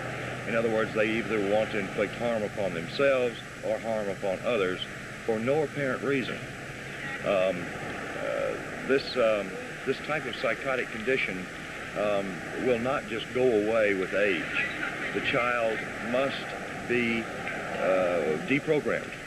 The work that would be required of her would take possibly years of recovery and therapy, and a great deal of money.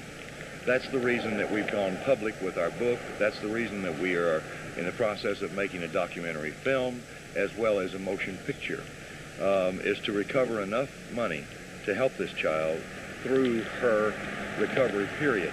Now, for 8 years, she's been in a mental institution receiving what you and I would consider therapy to some degree. But it is not effective therapy, only because her victimization was so different than that of her mother's, because her mother was not abused by NASA when she was born.